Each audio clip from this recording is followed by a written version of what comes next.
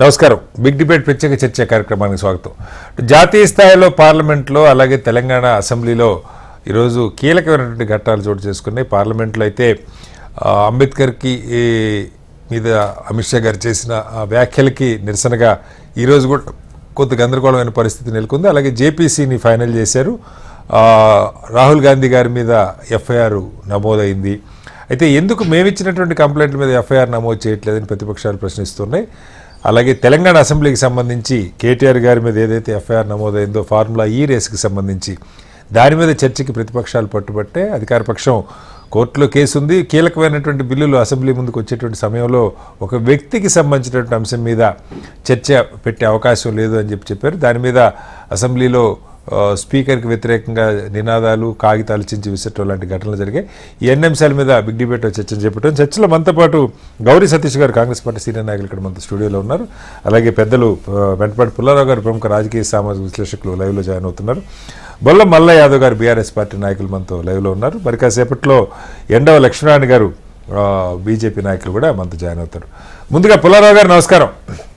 నమస్కారం పుల్లారావు గారు, Telangana assembly developments మరి మీరు చూసారో లేదో నాకు తెలియదు. ఎందుకంటే చాలా ఆయనకైతే ఇవాళ కోర్టు ఒక రకంగా ఈ నెల 30 వరకు అరెస్ట్ చేయొద్దని చెప్పి కేటీఆర్ గారికి క్వాష్ పిటిషన్లో కోర్టు ఒక ఇంటరిమ్ ఆర్డర్ లాంటిది ఇచ్చింది. బట్ ఆ కేసుకి సంబంధించి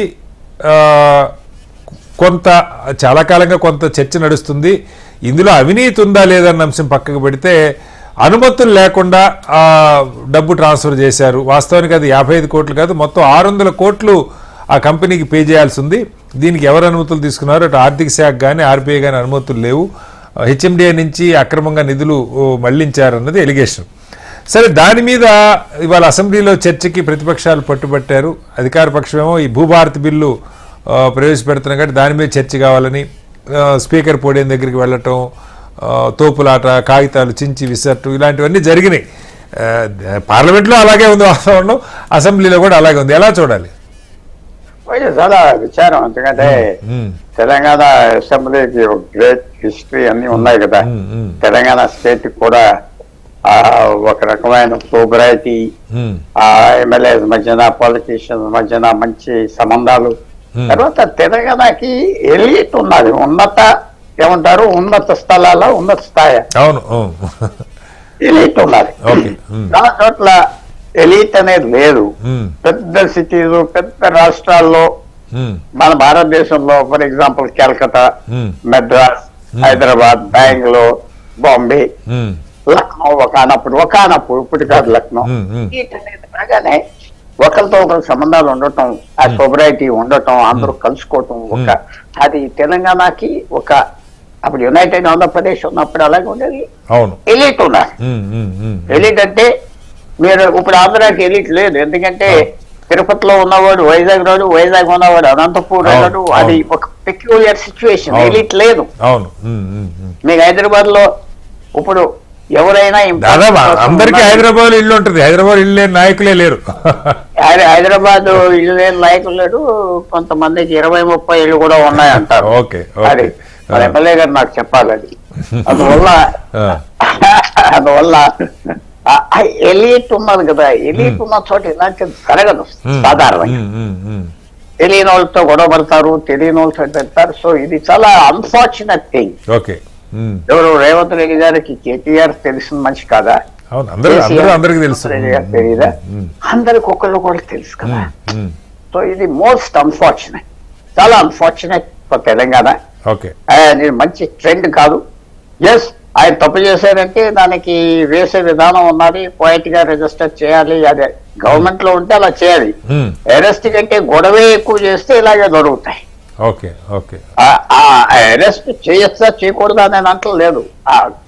ఇప్పటిదాకైతే అరెస్ట్ చేయలేదు సార్. ఎఫ్ఐఆర్ నమోదైంది. ఆయన విచారణ కూడా ఇంకా పిలవలేదు. సరే, ఆయన ఎఫ్ఐఆర్ కొట్టేమని క్వాష్ పిటిషన్ కోసం వెళ్ళారు. అది స్టేటస్ ఇప్పటికి మనకున్న స్టేటస్. అదేంటంటే ఒక 3 నెలల బట్టి 6 నెలల బట్టి జరుగుతుంది కదా. అరెస్ట్ చేస్తామని మంత్రులు అన్నారు కదా. అది కొంచెం కరెక్ట్ కాదు. ఎలీట్ ఫౌండేషన్ పోతున్నాయి. అందువల్ల ఇది ఒక సెట్ బ్యాక్. ఫ్యూచర్ లో ఇంకా ఇలాంటి వాటికి అనుమతి వచ్చినట్లు లెక్క ఒకళ్ళు తిట్టుకోవటం చేయటం ఇది తెలంగాణలో ఉండేది కాదు. ఆ ఎనిమిది కూడా అంత ఉండేది కాదు కదా. అవును. ఒకరి మీద ఒకరి పర్సనల్ ఎనిమిటీ ఆంధ్రాలో ఉన్నట్టుగా లేదు కదా. అవును అవును అవును అది ఫ్రాంక్ గా చెప్పుకోవాలంటే విచారమైన పని, కానీ లేదు. కాబట్టి ఇది ఒక పెద్ద సెట్ బ్యాక్ తెలంగాణకి ఈవేళ. అంటే వాళ్ళు తప్పు వీళ్ళు తప్పు అని అనట్లేదు. ఆ స్థితి రావటం, it's a very bad beginning. దీంతో ఆగిపోతారా అది మనం చెప్పదు, బట్ ఇట్స్ నాట్ నైస్. తెలంగాణకు ఉన్న ప్రెస్టీజ్ కి ఎలీట్ కి ఇది మంచి సంబంధం కాదు. ఓకే, మనతో ఎండో లక్ష్మణ్ గారు కూడా జాయిన్ అయ్యారు, భారతీయ జనతా పార్టీ నాయకులు. ముందుగా మల్లయ్య గారు, నిన్న మనం కూడా మనం మాట్లాడుకున్నాం ఇక్కడే డిబేట్లో అసెంబ్లీ జరుగుతున్న తీరు చాలా, అంటే ఏపీతో పోల్చుకుంటే ఇప్పుడే పుల్లారావు గారు కూడా చెప్పారు, ఏదో వ్యక్తిగత వైరం ఉన్నట్టుగా అసలు ఒక ప్రతిపక్ష అసెంబ్లీకి పోని పరిస్థితి అక్కడ ఉంది.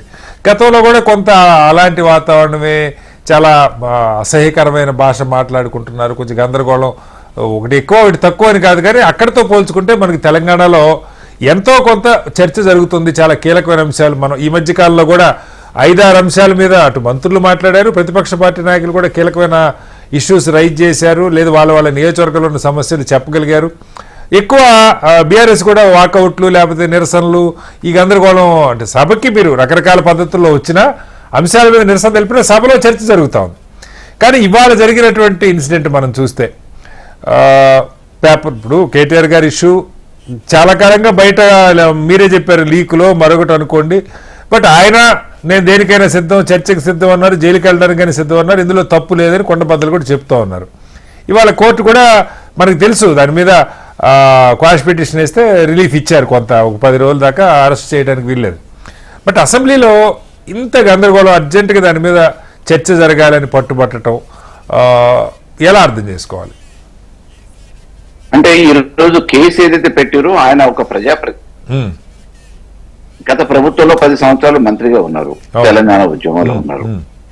ఇబ్బంది పెట్టాలనో బదనాం చేయాలనో ఒక కేసుని అక్రమంగా పెట్టినప్పుడు ఆ విషయాలను కూడా పూర్తిగా ఆలోచిస్తే, చర్చిస్తే ప్రజలకందరికీ కూడా, యావత్ తెలంగాణ ప్రజానికానికి, మేధా వర్గానికి కూడా వాస్తవాలు ఏంటని తెలిసిపోతాయి.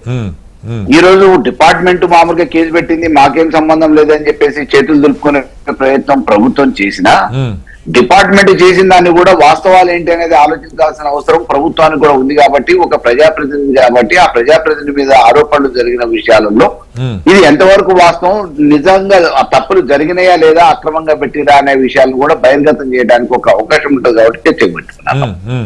ఇలా దాపి అంటే ఈ రోజు మనం చూస్తూ ఉన్నాం, కేంద్ర ప్రభుత్వం అనేక ఈడీ రైళ్లు చేసింది, ఏమైంది దాంట్లో రిజల్ట్, ఎంతమందికి శిక్షలు పడ్డాయి, ఎంతమంది ఆస్తులు జప్తయినాయి, కేవలం బెదిరియడానికి ఈడీని వ్యవస్థని వాడుకున్నారు. అదే రకంగా సిబిఐని, ఏసీబీని కూడా ఈ రోజు ఈ రాష్ట్ర ప్రభుత్వం వాడుకొని ఇతర ప్రతిపక్షంలో ఉన్నోళ్ళని, విపక్షంలో ఉన్నోళ్ళని, స్వపక్షంలో పడరానోళ్ళని ఇబ్బంది పెట్టాలని ఒక ప్రయత్నంలో చేస్తున్నారు తప్ప నిజానికి అందులో వాస్తవాలు లేవు. ఒక ప్రభుత్వం అన్న తర్వాత ఏదైనా తప్పనిసరి పరిస్థితులలో నిర్ణయాలు తీసుకోవాల్సి వస్తే అత్యవసరంగా విశేషణ అధికారాలతోని వాళ్ళకున్న అధికారాలతో పాటు తీసుకొని ఆ తర్వాత క్యాబినెట్ లో ఆమోదం పొందినవి, తర్వాత చట్టసభలలో ఆమోదం పొందిన సంఘటనలు ఎన్నో ఉన్నాయి.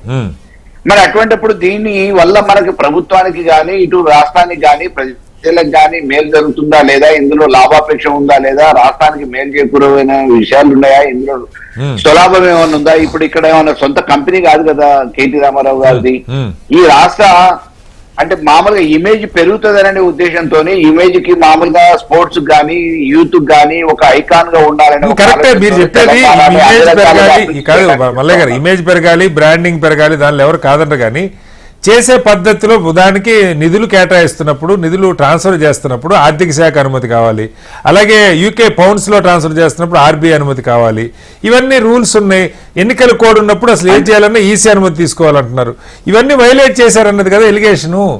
శ్రీనివాస్ గారు, ఒకటేంటంటే ఇది ఆ రోజు మొదలుపెట్టిన ప్రాసెస్ కాదు, అంతకు ముందు మొదలు పెట్టిన ప్రాసెస్ లో అప్పుడు అనుమతులు వచ్చినాయి, అప్పుడు వాళ్ళ దగ్గర నుంచి కాన్సెంట్ వచ్చింది కాబట్టి అప్పటికప్పుడు చెయ్యాలనే దాంట్లో కొంత చిన్న విధానపరమైన లోపాలు ఏమైనా ఉండొచ్చు, ప్రొసీజర్ యాక్షన్. వాటిని సర్దిద్దుకోవడానికి ఇప్పుడు దానివల్ల రాష్ట్ర ప్రభుత్వ ఖజానాకి ఏమైనా దెబ్బ తగిలిందా, లేకపోతే ఎవరి జేబులన్నా నిండినాయా, దానివల్ల ఎక్కడ మిస్యూజ్ అయితే డెఫినెట్లీ మీరు ఏ లీగల్ గా ఏ యాక్షన్ తీసుకున్నా ప్రాబ్లం లేదు. కానీ ఏదో ఒక లొసుగు మాత్రమే అడ్డం పెట్టుకొని మన రాష్ట్ర ప్రభుత్వానికి జరిగే లబ్ధిని అడ్డుకునే విధంగా రేపటి భవిష్యత్తులో భూతద్దం పెట్టి మామూలుగా దోలాడితే ఎవరికైనా చిన్న చిన్న లోపాలు అవపడుతూనే ఉంటాయి. కాబట్టి మీరు కేటీఆర్ ని అరెస్ట్ చేయాలనే ఏకైక లక్ష్యంతో ఇంతకుముందు ఫామ్ హౌస్ అన్నారు, ఫామ్ హౌస్ లో ఏదో మామూలుగా అడవుడు చేసిరు, అక్కడేం స్కోప్ లేదు. అదే రకంగా వేరే కేసులు అన్నారు, అక్కడేం స్కోప్ లేదు. ఈ రోజు ఎట్టి పరిస్థితులలో అసెంబ్లీలో, అసెంబ్లీ బయట ప్రతి విషయంలో స్పందిస్తున్న కేటీఆర్ గొంతు నొక్కటానికి చేస్తున్న ఏకైక ప్రయత్నం అది రేవంత్ రెడ్డి గారు గతంలో మీకు అధికారం ఉన్నప్పుడు మేము మామూలుగా ఓటుకు నోటు కేసు విషయంలో జైలుకు పంపించారు. దాని రివెంజ్ ఈసారి మేము తీసుకునే అవకాశం నాకు ముఖ్యమంత్రి హోదాలో ఉంది, ప్రభుత్వం చేతిలో ఉంది, అధికారం ఉంది, తీసుకుంటాం అనే రకమైన ఆలోచన అవపడుతుంది తప్ప ఇందులో వాస్తవానికి కేటీఆర్ గారు ఏదో మిస్యూజ్ డెఫినెట్ గా ఒకవేళ మంత్రిగా మిస్యూజ్ చేస్తే అది ఛార్జ్ చేయొచ్చు. ముఖ్యమంత్రి గారు ఇవాళ కావాలంటే బీఆర్ఎస్ భవన్కి వచ్చి అయినా చర్చిద్దాం, అంతేగాని అసెంబ్లీలో మీరు గలాటా చేయడం కరెక్ట్ కాదు, ఎందుకంటే ఇది కోర్టులో ఉంది, ఏసీబీ కేసు ఫైల్ అయి ఉన్నది, గవర్నర్ గారు అనుమతి ఇచ్చారు, ఇవన్నీ కూడా కోర్టు చేశారు. మరి ఇవన్నీ ఉన్నప్పుడు ఈవెన్ స్పీకర్ గారు కూడా 2-3 సార్లు చెప్పారు, ముందు ఈ బిల్లు కానివ్వండి, నేను పిలిచి కూర్చోబెట్టి మాట్లాడతాను కూడా స్పీకర్ గారు స్పష్టంగా పదే చెప్పారు బీఆర్ఎస్ నాయకులకి. అయినా కూడా పోడియంలోకి వెళ్ళటం, తోసుకెళ్ళటం, పేపర్లు చించడం, మనకి ఉద్యమం తెలంగాణ ఉద్యమం అప్పుడు జరిగినాయి మల్లయ్య గారు, మళ్ళీ చాలా కాలం తర్వాత ఆ పరిస్థితి వాళ్ళు చూసాం. ఏం చెప్తారు? అంటే వ్యక్తిగతంగా కేవలం నిందించడానికి, ఒక అపవాదు అంటగట్టడానికి చేస్తున్న ప్రయత్నంలో ఈ రోజు కాంగ్రెస్ ప్రభుత్వం చేస్తా ఉంది. ఇది మీరు బుద్ధగలుగుతారు, మేము గడుపుకోవాలనేది కాకుండా వాస్తవాలు ఏంటో మనం అసెంబ్లీలో మాట్లాడదాం, తప్పే ఉంది అనే ఉద్దేశంతో ఆ చర్చని లేవనెత్తడం జరిగింది తప్ప ఇంకా మరో ఉద్దేశం కాదు. ఓకే, వాస్తవాలు ఈ రోజు కాకపోతే రేపు తెలిస్తే మీరు అరెస్ట్ చేసినంత మాత్రాన ఈ రోజు ఇది కాదు, కోర్టు కూడా న్యాయ విచారణ జరుగుతుంది, న్యాయ పోరాటం చేస్తాం, ప్రజాక్షేత్రంలో ప్రజలు గెలుస్తారు, మన భవిష్యత్తును అంతా తేల్చేది, మన తలరాతలు రాసేది ప్రజలే కాబట్టి ప్రజాక్షేత్రంలోనే ఫైనల్ అంతిమ నిర్ణయం మనది. కాకపోతే ఇవాళ మీరేదో ఇబ్బంది పెట్టడానికి, జైళ్లకు పంపించడానికి అక్రమ కేసులు పెట్టి ఇబ్బంది పెడితే దానివల్ల జరిగేది ఏముంటది, వచ్చేది ఏంటి? రైట్ సార్, మళ్ళీ వస్తాను మీ దగ్గరికి మల్లయ్య గారు. సతీష్ గారు, ఇక్కడ వాస్తవానికి కేటీఆర్ గారు చాలా రోజుల నుంచి ఇది బయటకు వచ్చిన పేపర్లో రకరకాల రూపాల్లో వచ్చిన తర్వాత అంతా దీని మీద దమ్ముంటే చర్చ పెట్టండి అన్న పదం ఆయన వాడుతూ ఉన్నారు. ఇప్పటిదాకా చర్చ జరగల. కేసు నిన్న ఏసీబీకి అధికారి ఫిర్యాదు చేయటం, ఏసీబీ కేసు ఫైల్ చేయటం, ఇదంతా నిన్న జరిగింది. అసెంబ్లీ అంతకన్నా ముందు నుంచే జరుగుతూ ఉంది. అప్పుడెప్పుడు మరి ప్రభుత్వం దీని మీద చర్చ పెట్టలా. ఇవాళేమో కేసు ఫైల్ అయ్యాక చర్చ ఎట్లా పెడతావు, కోర్టులో ఉన్నాకని అంటూ ఉన్నారు. ఏంటి ఇది దాటవేత వైఖరి అనుకోవాలా? అసెంబ్లీలో మీ దగ్గర ఇన్ని పాయింట్లు ఉన్నప్పుడు అసెంబ్లీలో గంట టైం ఇస్తే నష్టమైంది. ముందుగా చర్చల్లో పాల్గొంటున్నటువంటి సీనియర్ అనలిస్ట్ పుల్లారావు సార్ గారికి, మాజీ ఎమ్మెల్యేలు అన్న మల్లన్న గారికి, అదే లక్ష్మణ్ గారికి, మీకు హెచ్ఎంటీ ప్రేక్షకులకు నమస్కారాలు తెలియజేస్తూ, ఎట్లా ఉందంటే బీఆర్ఎస్ నాయకుల వ్యవహార శైలి, మేము చెప్తేనే చట్టం, మేము ఏదంటే అదే ప్రభుత్వం అన్నట్టుగా వ్యవహార శైలి కనిపిస్తూ ఉంది. ఎందుకంటే మీరు ఒక విలువైనటువంటి ఉద్యమాన్ని గుర్తు చేశారు. తెలంగాణ ఉద్యమాన్ని ఇక్కడ రిజల్యూషన్ చేసి తెలంగాణ ప్రజల ఆకాంక్షను భారత ప్రభుత్వానికి పంపాలనే ఉద్దేశంతో అప్పుడు తెలంగాణ ప్రాంతం నుంచి ప్రాతినిధ్యం వహిస్తున్నటువంటి ఎమ్మెల్యేలందరూ కూడా మంత్రి పదవులకు కూడా రాజీనామాలు చేసినట్టుగా ఈరోజు గందరగోళాన్ని సృష్టించి వ్యక్తి కేంద్రీకృతంగా జరిగినటువంటి విధానానికి పూర్తిగా తెలంగాణ సమాజం అంతా కూడా వ్యతిరేకిస్తా ఉంది. వాళ్ళ నాయకుడు కదా, ప్రజాప్రతినిధి, పార్టీ మీద కూడా ఒక్కసారి శ్రీనివాస్ సార్ గారు వాస్తవాన్ని గ్రహించాలి. వారే స్వయంగా ఇందాక మా మల్లన్న గారు కూడా చాలా స్పష్టంగా చెప్పారు, వ్యవస్థాగతమైనటువంటి లోపాలుంటే ప్రభుత్వము విచారించాలా లేదా, ప్రజాధనాన్ని వృధా చేసినప్పుడు అది ఏ విధంగా వృధా చేశారో చెప్పవలసినటువంటి బాధ్యత వారుందా. వారి స్టేట్మెంట్స్ ఒకసారి మనం గుర్తు చేసినట్టయితే, yes cabinet sub committee, cabinet యొక్క అప్రూవల్ నేను తీసుకోలేదు, నేను మంత్రిగా నేను డైరెక్ట్ గా 55 కోట్ల రూపాయలు చెల్లించాను అని చెప్పి స్వయంగా వారు చెప్పినటువంటి స్టేట్మెంట్ కదా. దాంతో పాటు వారు చెప్పినటువంటి మాటలను, నేను జైల్లోకి వెళ్ళడానికి సిద్ధంగా ఉన్నాను, నేను జైల్లో వెళ్ళి యోగా చేస్తాను, యోగా చేసి పాదయాత్ర చేస్తాను, నన్ను అరెస్ట్ చేయండి అని చెప్పినటువంటి మహానుభావులు కేటీఆర్ వారు మాట్లాడినటువంటి మాటలు. దాంతో పాటుగా ఇందాక బీఆర్ఎస్ పార్టీ నాయకులు చెప్తాను, ఎక్కడ ప్రజాధనం వృధా అయిందని అంటే ఆర్బీఐ పర్మిషన్ లేకుండా ఫారెన్ కు డబ్బులు పంపినప్పుడు 8 కోట్ల రూపాయలకు నోటీస్ పంపి తెలంగాణ రాష్ట్ర ప్రభుత్వ అకౌంట్లను మేము జప్తు చేస్తాం, నోటీస్ సర్క్యులేట్ చేసినప్పుడు ప్రజాప్రభుత్వం 8 కోట్ల రూపాయలను చెల్లించడం అనేది ప్రజాధనమా కాదా, Okay. వారు చెల్లించినటువంటి 55 కోట్ల లెక్క చెప్పాల్సిన బాధ్యత వారిపైన ఉందా లేదా, Okay. అది మర్చి మాట్లాడితే ఎంతవరకు సమంజసం ఒకసారి ఆత్మపరిశీలన చేసుకోవాలి కదా. Okay. వారు చేసినటువంటి దానిపైన వాళ్ళు సచ్చిరుడే అయితే, వాళ్ళు కడిగిన ముత్యమే అయితే, ఇందాక ఈడీ సిబిఐని కోర్టు చేశారు కదా మల్లన్న గారు, కాబట్టి ఎస్ నేను ఎలాంటి దుర్వినియోగానికి పాల్పడలేదు, ఎలాంటి ఆర్థిక నేరాలకి నేను ఎంకరేజ్ చేయలేదు అని చెప్తే బాధ్యత కలిగినటువంటి పౌరుడిగా ఒక తెలంగాణ సమాజానికి 9.5 సంవత్సరాలు మంత్రిగా పనిచేసినటువంటి మీరు సమాధానం చెప్పాల్సింది పోయి అసెంబ్లీలో వ్యవహరించినటువంటి అంటే సమాధానం చెప్పాలి. కాదు, ఎంత బాధ్యతారహితంగా ఉండండి. కాదు సతీష్ గారు, ఎవరైనా యాక్సెప్ట్ చేస్తారా? మీరు చర్చ పెడితే అసలు ఎలాగో బయట చెప్పే ఒక్కసారి చెప్తున్నారు, గుర్తుపెట్టుకోవాలి. అసెంబ్లీలో చర్చ పెడితే కదా. అసెంబ్లీలో చర్చ పెట్టే ముందు ఇద్దరు అసెంబ్లీ సభ్యులుగా పనిచేశారు కాబట్టి బిజినెస్ రూల్స్ ఏ విధంగా ఉంటాయో నాకంటే ఎక్కువ వాళ్ళకి తెలుసు. Okay, okay. దాంతో పాటుగా అది మర్చి ఓవర్ నైట్ లారే పొద్దునే చర్చ పెట్టాలని చెప్పి అంత విచక్షణ రహితంగా ప్రవర్తన చేస్తే ఈ సమాజం యాక్సెప్ట్ చేస్తుందా? అది మర్చి మాట్లాడితే ఎంతవరకు సమంజసమండి? కాబట్టి ఇప్పటికైనా వాస్తవాన్ని ఈ సమాజానికి చెప్పాల్సిన బాధ్యత మా పైన ఉంది. Okay. కాబట్టి ఆ బాధ్యతలో భాగంగానే ఎస్ అవసరం అనుకుంటే మా గౌరవ ముఖ్యమంత్రి గారు మీ పార్టీ ఆఫీస్కి వచ్చి చర్చిస్తా అని చెప్పారు. Okay. సో అసెంబ్లీలో చర్చించడానికి అవకాశం లేనటువంటి బిజినెస్ రూల్స్ వ్యతిరేకంగా పోయినటువంటి పరిస్థితి కాబట్టి దానికి అనుకూలంగానే మేము కావాలంటే మీ ఆఫీస్కి వస్తామని చెప్పినటువంటి పరిస్థితి కదా. అది మర్చి మాట్లాడితే మనం వాస్తవాన్ని కదా దాచిపెట్టలేం కదా. Okay. కాబట్టి ఎప్పుడు కూడా బీఆర్ఎస్ ఒక అబద్ధాన్ని 100 సార్లు చెప్తే నిజమైందని చెప్తే ఈ సమాజం నమ్మే పరిస్థితి లేదు. Okay. గతంలో ఎప్పుడైతే వారు చేసినటువంటి పరిస్థితికి భిన్నంగా తెలంగాణ సమాజం అంతా కూడా వాస్తవాన్ని ఆలోచించే పరిస్థితి కాబట్టి అది మర్చి మాట్లాడడం సమంజసం కాదని కూడా మనం అందరం కూడా బిగ్ డిబేట్. లక్ష్మణ్ గారు, అసెంబ్లీలో ఇవాళ జరుగుతున్న తీరు సరే, ఒకటేమో ప్రతిపక్షం మాకు అవకాశం ఇవ్వాలి దీని మీద మాట్లాడటానికి చర్చించడానికి అని, అధికార పక్షం భూభారతి బిల్లు మీద చర్చ ఉన్నది, ప్లస్ ఈ ఇష్యూ కోర్టులో ఉన్నది కాబట్టి దాని మీద ఆల్రెడీ కేసు ఫైల్ అయింది, తేలుస్తామని. అంటే ఏంటి అసలు ఎలా అర్థం చేసుకోవాలి? ఇది వ్యక్తిగా కేటీఆర్ గారి మీద బురద జల్లే ప్రయత్నం అనుకోవాలా, లేదు దీనిలో కొంత సాంకేతికమో లేదా ఆర్థికమైన అంశాలు ఉన్నాయనుకోవాలా? ఏసీబీ కేసు పెట్టడం మీద కూడా చాలా మంది అభ్యంతరాలు వ్యక్తం చేస్తున్నారు. అవినీతి మీరు ఏదైనా క్యాష్ రికలెక్ట్ చేసింది ఉందా, లేకపోతే డబ్బు చేతులు మారింది ఏమన్నా ఉందా, ఇవేవి లేకుండా అసలు ఏసీబీ కేసు పాలసీకి సంబంధించి ఏసీబీ కేసు ఎలా పెడతారన్న పాయింట్లు కూడా వస్తూ ఉన్నాయి. ఎలా చూడాలి? ఏదైతే కొన్ని అనుమతులు ఏవైతే ఆర్బీఐ గాని ఇతరత్ర అనుమతులు గాని దానికి ఏదైతే విధి విధానాలు గాని ఉంటాయో వాటిని అతిక్రమించినట్టుగా తెలుస్తా ఉన్నారు. సో దీని మీద ఇండెప్త్ ఏం జరిగింది అనేటువంటిది విచారణ తర్వాత తెలుస్తుంది. సో ప్రభుత్వం ఎఫ్ఐఆర్ నమోదు చేసి విచారణ మొదలు పెట్టినటువంటి పరిస్థితి, విచారణకు అనుమతి కోరినటువంటి పరిస్థితి, విచారణకు అనుమతి ఇచ్చింది, గవర్నర్ గారు కూడా అనుమతి ఇచ్చారు. సో కోర్టులో మనకు ఈ విషయాల్లో అంటే సర్టన్ టైం వరకు అవకాశం ఇచ్చిన స్థితిలో ఉన్నాం. సో ఈ ప్రాసెస్ ఒకవైపు ఈ ప్రాసెస్ జరుగుతా ఉంటే కోర్టు న్యాయస్థానంలో ఈ విషయం విచారణ జరుగుతున్నటువంటి పరిస్థితి ఉన్న దశలో ఒకవేళ చర్చకు పట్టుబడి సభాకాలాన్ని చేయాల్సినటువంటి అవసరం లేదు కదా. ఏదైతే భూభారతి అనేటువంటి బిల్లు విషయంలో వాస్తవంగా కొంచెం చాలా ఇంపార్టెంట్, ఎందుకంటే ధరణి ప్లేస్ లో తీసుకొస్తున్నారు, దాని మీద మంచి చర్చ కూడా అవసరమే వాస్తవంగా. ఇప్పుడు ధరణి మీద అనేక ఆరోపణలు వచ్చినాయి. అవును. సో కొంత మంచి జరిగింది, కొంత అన్యాయం జరిగింది. అన్యాయం జరిగినటువంటి వాళ్ళకి న్యాయం చేయాల్సినటువంటి బాధ్యత ఉంది, లోపాలను సవరించాల్సినటువంటి బాధ్యత ఉంది.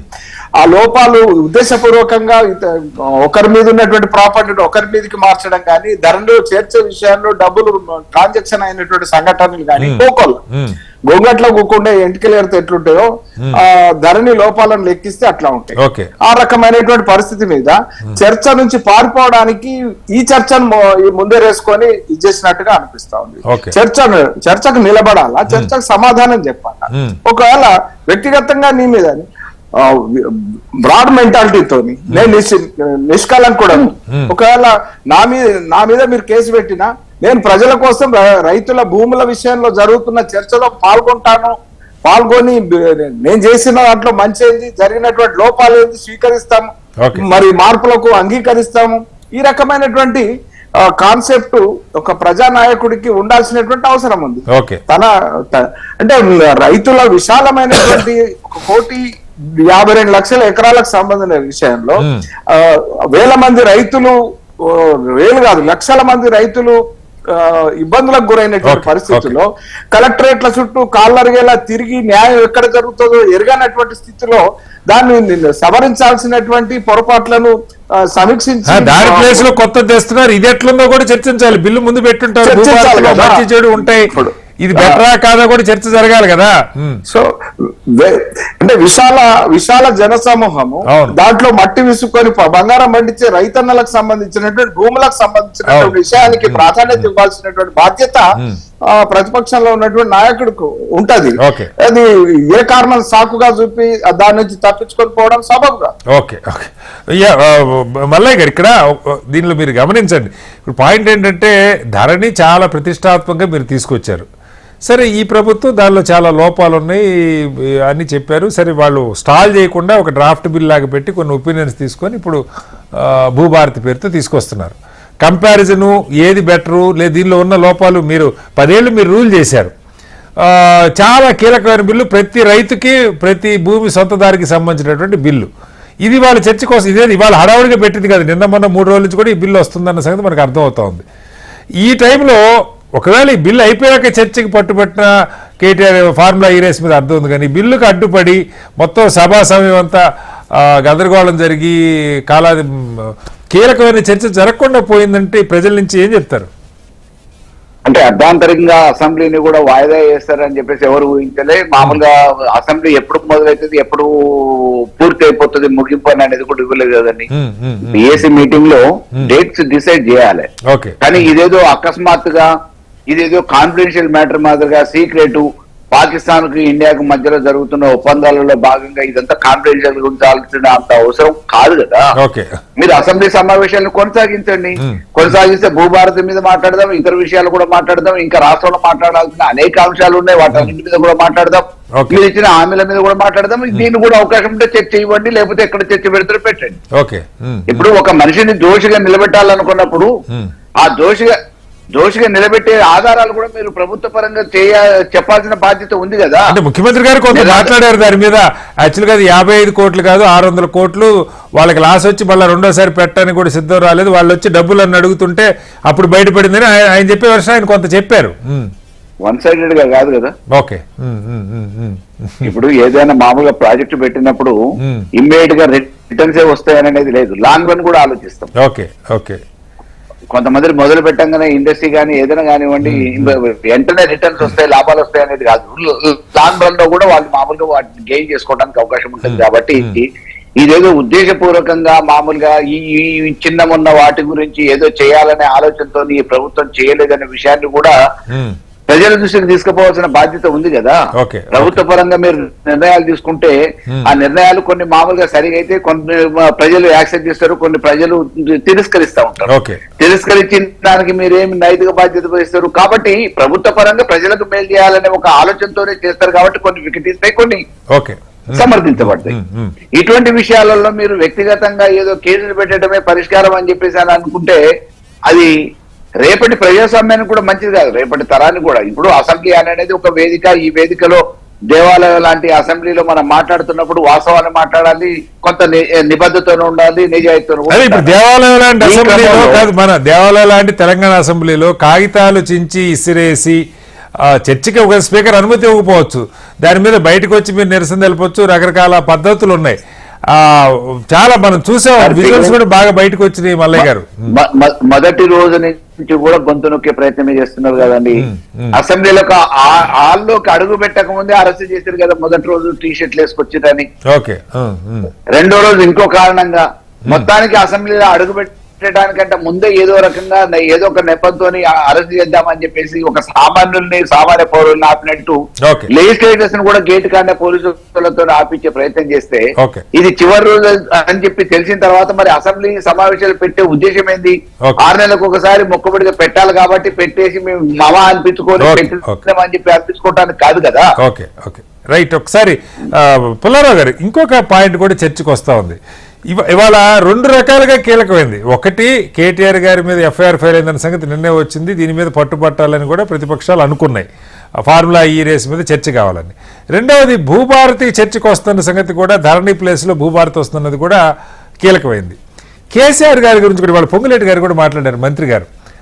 ఇంత ధరణి చాలా ప్రతిష్టాత్మకంగా తీసుకొచ్చింది కేసీఆర్ గారు. ఆయన చాలా దాని మీద స్టడీ చేశారు, చాలా చెప్పారు. దాని మీద చర్చ ఉంది. సొంత కుమారుడు మా మాజీ మంత్రి కేటీఆర్ గారికి సంబంధించినటువంటి ఇష్యూ మీద కూడా చర్చకి డిమాండ్ చేస్తూ ఉన్నారు. అయినా కూడా కేసీఆర్ గారు సభకి రాల. అంటే ఇది ఈవెన్ ప్రభుత్వం అడుక్కుంటుంది. లిటరల్గా చెప్పాలంటే ఇవాళ కూడా మంత్రి గారు, ఆ రెవెన్యూ మంత్రి గారు మాట్లాడారు, అంతకుముందు స్వయంగా ముఖ్యమంత్రి గారే మాట్లాడుతున్నారు. కేసీఆర్ గారు సభకి రావాలి, కీలకమైన అంశాల్లో ఆయన పాల్గొనాలని కోరుకుంటున్నారు. సరే, వస్తే ఒకవేళ అవమానిస్తే మళ్ళీ మీలాంటి వాళ్ళంతా ఎలాగో మాట్లాడతారు. కానీ రాకపోవడానికి కారణం ఏంటి ఇంత కీలకమైన సందర్భాల్లో కూడా? నేను అంటే మల్లయ్య గారు ఇస్తారు, ఒక్కసారి పుల్లారావు గారు ఒపీనియన్ తీసుకొని మళ్ళీ మిమ్మల్ని కూడా అడుగుతారు. పుల్లారావు గారు చెప్పండి.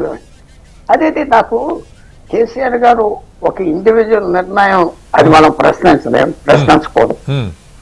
అంటే ఇప్పుడు మీద ఎమ్మెల్యే గారు అందరికీ అది ఫీలింగ్ ఉండొచ్చు, కాంగ్రెస్ నాయకుడికి, బీజేపీ ఆయన కూడా ఎమ్మెల్యే చేశాడు అనుకుంటా.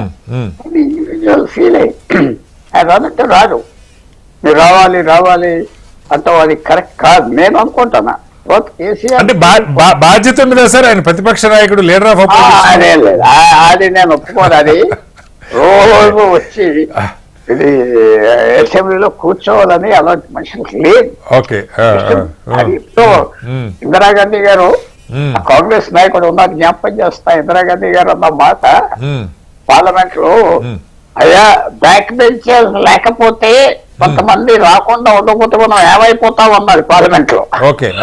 ప్రధానమంత్రిగా ఉన్నప్పుడు కొంతమంది యాబ్సెంట్ అవుతా ఉంటాం మంచిది, కొంతమంది వెనకాల కూర్చొని మాట్లాడకుండా ఉండటం మంచిది, బ్యాక్ బెంచర్ వెనకాల కూర్చునేవాడు, అయితే ఏమైపోతాం అన్నారు. చాలా పెద్ద మాట ఆమె అబ్జర్వేషన్. అది పర్సనల్ గా అంటే నేను కొద్దిగా పార్షియల్ అనుకోండి. ఆయన ఒక సీనియర్ మ్యాన్, 45 సంవత్సరాలు ఎమ్మెల్యేగా ఉన్నాడు కాబట్టి ఆయనకి పర్హాప్స్ ఆయన కొంచెం చిన్నగా కూడా ఫీల్ అవ్వచ్చు, ఓడిపోయాడు, ఎందుకు ఓడిపోయాను. ఇది హ్యూమన్ స్టాన్స్ నేను చెప్తున్నా. పొలిటికల్ గా వచ్చి ఆ 10 గంటలుగా 9 గంటలుగా బెల్ కొట్టే టైంలో 5 నిమిషాలు వచ్చి ముందర కూర్చుంటే బాగుంటాయి. కాదు సార్, మీరు ఏపీని గమనించుంటారు పుల్లారావు గారు. చంద్రబాబు గారు భారీ మెజార్టీతో ఓడిపోయారు పోయినసారి, 23 స్థానాలకే పరిమితమయ్యారు. జగన్మోహన్ రెడ్డితో పోల్చుకుంటే చాలా సీనియర్. అయినా ఆయన సభకు వచ్చారు, కొన్ని సందర్భాల్లో అవమానాలను ఎదుర్కొన్నారు, నిలబడ్డారు, పోరాడారు. ఇవాళ అంతకు మించిన మెజార్టీతో గెలవగలిగారు. అది కదా మరి అది మనం వ్యక్తులు బట్టి ఉంటుందా? అది ఇండివిజువల్ చాయిస్. అది ఇండివిజువల్ చాయిస్. ఇక్కడ అసెంబ్లీకి రాకపోతే నీకు అటెండెన్స్ లేకపోతే నీ మెంబర్షిప్ రద్దు అవుతాదని ఎక్కడో కొద్దిగా ఉన్నది, కొన్ని పర్సెంటేజెస్ ఉండాలని ఇది ఉన్నది, మినిమం అటెండెన్స్. ఇప్పుడు కూడా ఉందండి, మినిమం అటెండెన్స్ ఏదో ఉంది, అది సంతకం పెట్టి వెళ్ళిపోవచ్చు. అది ఆయన ఇండివిజువల్ చాయిస్. ఆయన రావాలి, నిలబడాలి. ఆయన మాజీ ముఖ్యమంత్రి, cabinet minister, MP, MLA, Telangana founder, అక్కడికి వచ్చి నిజంగా ఎవరైనా స్థితిలో వి కాంట్ ఇన్సిస్ట్. అది నేను కరెక్ట్ కాదనుకుంటున్నాను. రావాలి, ఎమ్మెల్యే కూర్చోవాలి, ఎవరు అంటే దానికి నాకు ఆర్గ్యుమెంట్ లేదు. బట్ కేసీఆర్ లేకపోతే ఇంకో వ్యక్తి కూడా, కొంతమంది ఎమ్మెల్యేలు కూడా వచ్చి మాట్లాడరు కదా అసెంబ్లీలో, కానీ గెలుస్తూ ఉంటారు కదా. ఎక్కువ మాట్లాడే కూడా గెలుస్తూ ఉంటారే, అసెంబ్లీలో ఓడిపోతా ఉంటాడు. గెలిపోవటం సమస్య కాదు. అంటే ప్రజలకి సభ పట్ల కూడా ఇప్పుడు కేసీఆర్ గారు అక్కడ కూర్చొని మాట్లాడుతూ, కటారి గారు ఆయన ఇంటికాడ కూర్చొని సభలో కూర్చున్నట్లకే కదా, టీవీ మీద అంతా కనపడుతున్నాయి కదా, టీవీ మీద అంతా కనపడుతున్నాయి కదా. సో నేను వ్యక్తిగతంగా ఆయనకి ఫుల్ చాయిస్ ఉందా. ఆయన రావచ్చు, రాకూడదు, అది రాలేదు, పారిపోయేదంతా అది ఆయనే కాదు. రేవంత్ రెడ్డి గారు వచ్చినా రాకపోయినా మినిమం నరేంద్ర మోడీ గారు, ప్రధానమంత్రి గారు రాలేదు ఎందుకు రాలేదు అని అడుగుతా ఉంటారు. ఈ ఆల్సో ఆయన ఇష్టం. నెహ్రూ గారు వచ్చి కూర్చున్నవారు అప్పుడు. అంటే ఏం లేదు సార్, ఇవాళ ఎందుకు ఈ ప్రశ్న అడుగుతున్నా, హరీష్ రావు గారు ఒక మాట అన్నారు, సభలో మంత్రులే లేరు, ఎంత వాళ్ళకి దీని మీద శ్రద్ధ ఉందో చూడండి. హరీష్ రావు గారు సభలో మాట్లాడారు. వాస్తవానికి అక్కడ ప్రతిపక్ష నాయకుడు కూడా లేడు. ఇక్కడ సరే పొంగులేటి గారు ఆన్సర్ ఇచ్చారు దానికి, నేను ఉన్నాను సభలో, నన్ను మంత్రిగా గుర్తించట్లేదని ఆయన అన్నారు. కానీ అంటే నేను సమానంగా లీడర్షిప్ ఉంటే చర్చ బాగుంటుంది కదండి. ఒకసారి మళ్ళీ వస్తాను సార్ మీ దగ్గరికి. గౌరీ గారు, ఇక్కడ పాయింట్ సరే, దీని విషయంలో మీరు అన్నట్టు 8 కోట్లు పెనాల్టీ పడి ఉండొచ్చు. సరే, సభలో జరిగింది దురదృష్టకరం, దానికి చర్యలు ఏం తీసుకుంటారు, లేకపోతే గతంలో ఇలాంటి రిపీట్ పార్లమెంట్లోనే జరుగుతున్నాయి. సరే, మన దగ్గర జరగకుండా ఉంటే బాగుండేది, అది వేరే చర్చ, ఆ స్థాయికి రాకుండా ఉంటే. బట్ సాంకేతికమైన అంశాలే, ఇందులో అవినీతి లేదు, డబ్బు అక్రమంగా చేతులు మారింది లేదు. సరే, అనుమతి తీసుకున్నందుకు పెనాల్టీ పడి ఉండొచ్చు, దానికి శిక్ష పడే అవకాశం ఉందా, లేకపోతే దాన్ని ఒక పెద్ద కేసుగా, ఇందాక మల్లయ్య గారు చెప్పారు 2-3 ఇలాంటి కేసులు పెట్టే ప్రయత్నం, ఫామ్ హౌస్ అని మరొకటని, ఒక రకమైన కక్ష సాధింపు కోసం ప్రభుత్వం ప్రయత్నం చేస్తుందా? గతంలో రేవంత్ రెడ్డి గారిని జైల్లో పెట్టారు కేసీఆర్ గారు, దానికి రివెంజ్ తీర్చుకోవాలన్న ఆలోచన ఉందా అన్న డౌట్లు అయితే ఉంటాయి. ఏం చెప్తారు? ఇప్పుడు ఫామ్ హౌస్ పైన అంటే 3 కేసులు పెట్టారు ఫామ్ హౌస్ పైన. దాని గురించి ఏదో తక్కువ చర్చిస్తే అంత మంచిది. ఎందుకంటే ఫామ్ హౌస్ ఇప్పటికి కూడా 111లోనే ఉంది. అవునన్నా కాదన్నా వాస్తవం. ఎందుకంటే అక్కడ ఎంతమందిని బెదిరించి ఆ పొలం లాక్కొని ఆ ఫామ్ హౌస్ నిర్మించుకున్నారో నాకు బాగా తెలుసు. ఎందుకంటే నేను కూడా ఆ పొలం ఇచ్చినటువంటి ఒక రిటైర్డ్ టీచర్కి 8 ఎకరాల పొలం ఇచ్చినటువంటి వ్యక్తిగా ప్రత్యక్ష సాక్షిగా చెప్తా ఉన్నా. దాని గురించి చర్చించడం కరెక్ట్ కాదు ఇప్పుడు సందర్భం కాదు. దాంతో పాటుగా ఎక్కడైతే ప్రజాధనం 55 కోట్ల రూపాయలు ఎన్నికల నియమావళిని ఉల్లంఘించి కోడ్ ఆఫ్ కండక్ట్ ఉన్నప్పటికీ కూడా ఎందుకు ప్రజాధనాన్ని ఇతర దేశాలకు ట్రాన్స్ఫర్ చేయడం జరిగింది, దాన్ని నిగ్గుదేల్చవలసినటువంటి బాధ్యత ప్రభుత్వం పైన ఉందా లేదా అనేది మనం వాస్తవంగా ఆలోచన చేయాలా లేదా, అది జరపడం మా బాధ్యత. దాంతో పాటుగా ఎవరైతే ఈ FEO ప్రతినిధి వచ్చి ముఖ్యమంత్రి గారిని కలిసిన తర్వాత వాస్తవాలు బయటికి రావడం జరిగింది, మళ్ళీ థర్డ్ ఫేజ్ కూడా మాకు కల్పించడానికి అవకాశం ఏంటి, మాకు ఇంత డ్యూస్ ఉన్నాయి, ఇంత రావాలని చెప్పి డీటెయిల్ గా అతను ఎక్స్ప్లెయిన్ చేసిన తర్వాత మాకు వాస్తవాలు ఏందనేది మీ ప్రజాప్రభుత్వానికి గౌరవ ముఖ్యమంత్రి గారికి తెలవడం అనేది జరిగిన తర్వాత దీని వెనకాల ఇంత తతంగం జరిగిందా అని చెప్పి మాకు తెలవడం అనేది. మరి కోర్టు అడిగితే ప్రభుత్వ లాయర్లు చెప్పలా ఏముంది కేటీఆర్ గారు రోల్ అంటే అదంతా విచారణలో తేలుతున్నారు, ఏముందో తెలియకుండా ఎలా కేసు పెట్టారు? ఏసీబీ అనేది ఒక అటానమస్ బాడీ విచారణకు ఆదేశించినప్పుడు ఆ ఇండిపెండెంట్ సంస్థ చేయవలసినటువంటి పనిని మేము పబ్లిక్ గా చెప్పడం అనేది మంచి పద్ధతి కాదు కదా. ఏసీబీ చేయవలసినటువంటి విచారణ ఏసీబీ చేయడానికి అవకాశం ఉంటుంది కాబట్టి తన పని తను చేయడానికి అవకాశం ఉంటుంది. అందులో భాగంగానే కదా వారి కేసును అప్పగించడం అనేది జరిగింది. అది చెప్పకుండా దాన్ని దాచిపెట్టే ప్రయత్నం చేస్తే ఎంతవరకు కరెక్ట్? దాంతో పాటుగా అది గనక చేయలేదు, మేము ఎలాంటి ఆర్థిక నేరానికి పాల్పడలేదని అనుకుంటే అది నిరూపించుకోవాలి కదా. అది నిరూపించుకోవడం మీ బాధ్యత కదా. మీరే చెప్పారు కదా స్వయంగా, ఎస్ నేను క్యాబినెట్ సబ్ కమిటీ ఆమోదం తీసుకోలేదు, నేను HMDA పర్మిషన్ తీసుకోలేదు, నా మౌఖిక ఆదేశాలతోటి ఎస్ ఎలాంటి ఫైనాన్స్ డిపార్ట్మెంట్ తోని పర్మిషన్ తీసుకోకుండా ట్రాన్స్ఫర్ చేయించాను. రామకృష్ణరావు గారు నాకు మేము ఏం చెప్తా ఇన్నే మనిషి కాబట్టి మేము చేసాము. బట్ దీనిలో అవినీతి లేదు, నా జోబులోకి వచ్చిందే లేదని కూడా కేటీఆర్ గారు చెప్తున్నారు. అది జేబులోకి వచ్చిందా లేదా అని దర్యాప్తు సంస్థలు తేల్చవలసినటువంటి అంశం, మనం ఇక్కడ కూర్చొని చర్చించాల్సినటువంటి అంశం కాదు. అందుకే కదా కేసు పెట్టి దాన్ని విచారించడానికి కదా ఆ సంస్థను ఏర్పాటు చేయడం జరిగింది. అందుకే కదా కేసును వారికి అప్పగించడం జరిగింది. నిజ నిర్ధారణ చేయవలసినటువంటి సంస్థ తన పని చేయడానికి మాకు అవకాశం కల్పించడం కాబట్టి దాని పని ఏసీబీ చేస్తుంది కదా. నిజంగా ఎంత మేరకు చేయకపోతే ఒక RBI reserve bank of India ఎందుకు ప్రజాప్రభుత్వానికి 8 కోట్ల రూపాయలకు వసూలు చేయడానికి నోటీసు పంపి 8 కోట్ల రూపాయలు చెల్లించడం జరిగింది. ఇది వాస్తవం కాదా? ఇది అవాస్తవమా? మరి వాస్తవాన్ని గ్రహించాలి కదా మనం అందరం కూడా. సో ఖచ్చితంగా జరిగినటువంటి ఆర్థిక లావాదేవీలు ఏవైతే ఉన్నాయో దానిని ప్రజలకు చెప్పాల్సిన బాధ్యత మా పైన ఉంది. వారు ఇండివిజువల్ గా మేము చేయలేదని అంటే చేసిన తప్పు దాచిపెడితే దాగదు కదా. వెళ్తారా ముఖ్యమంత్రి గారు? వెళ్తారా?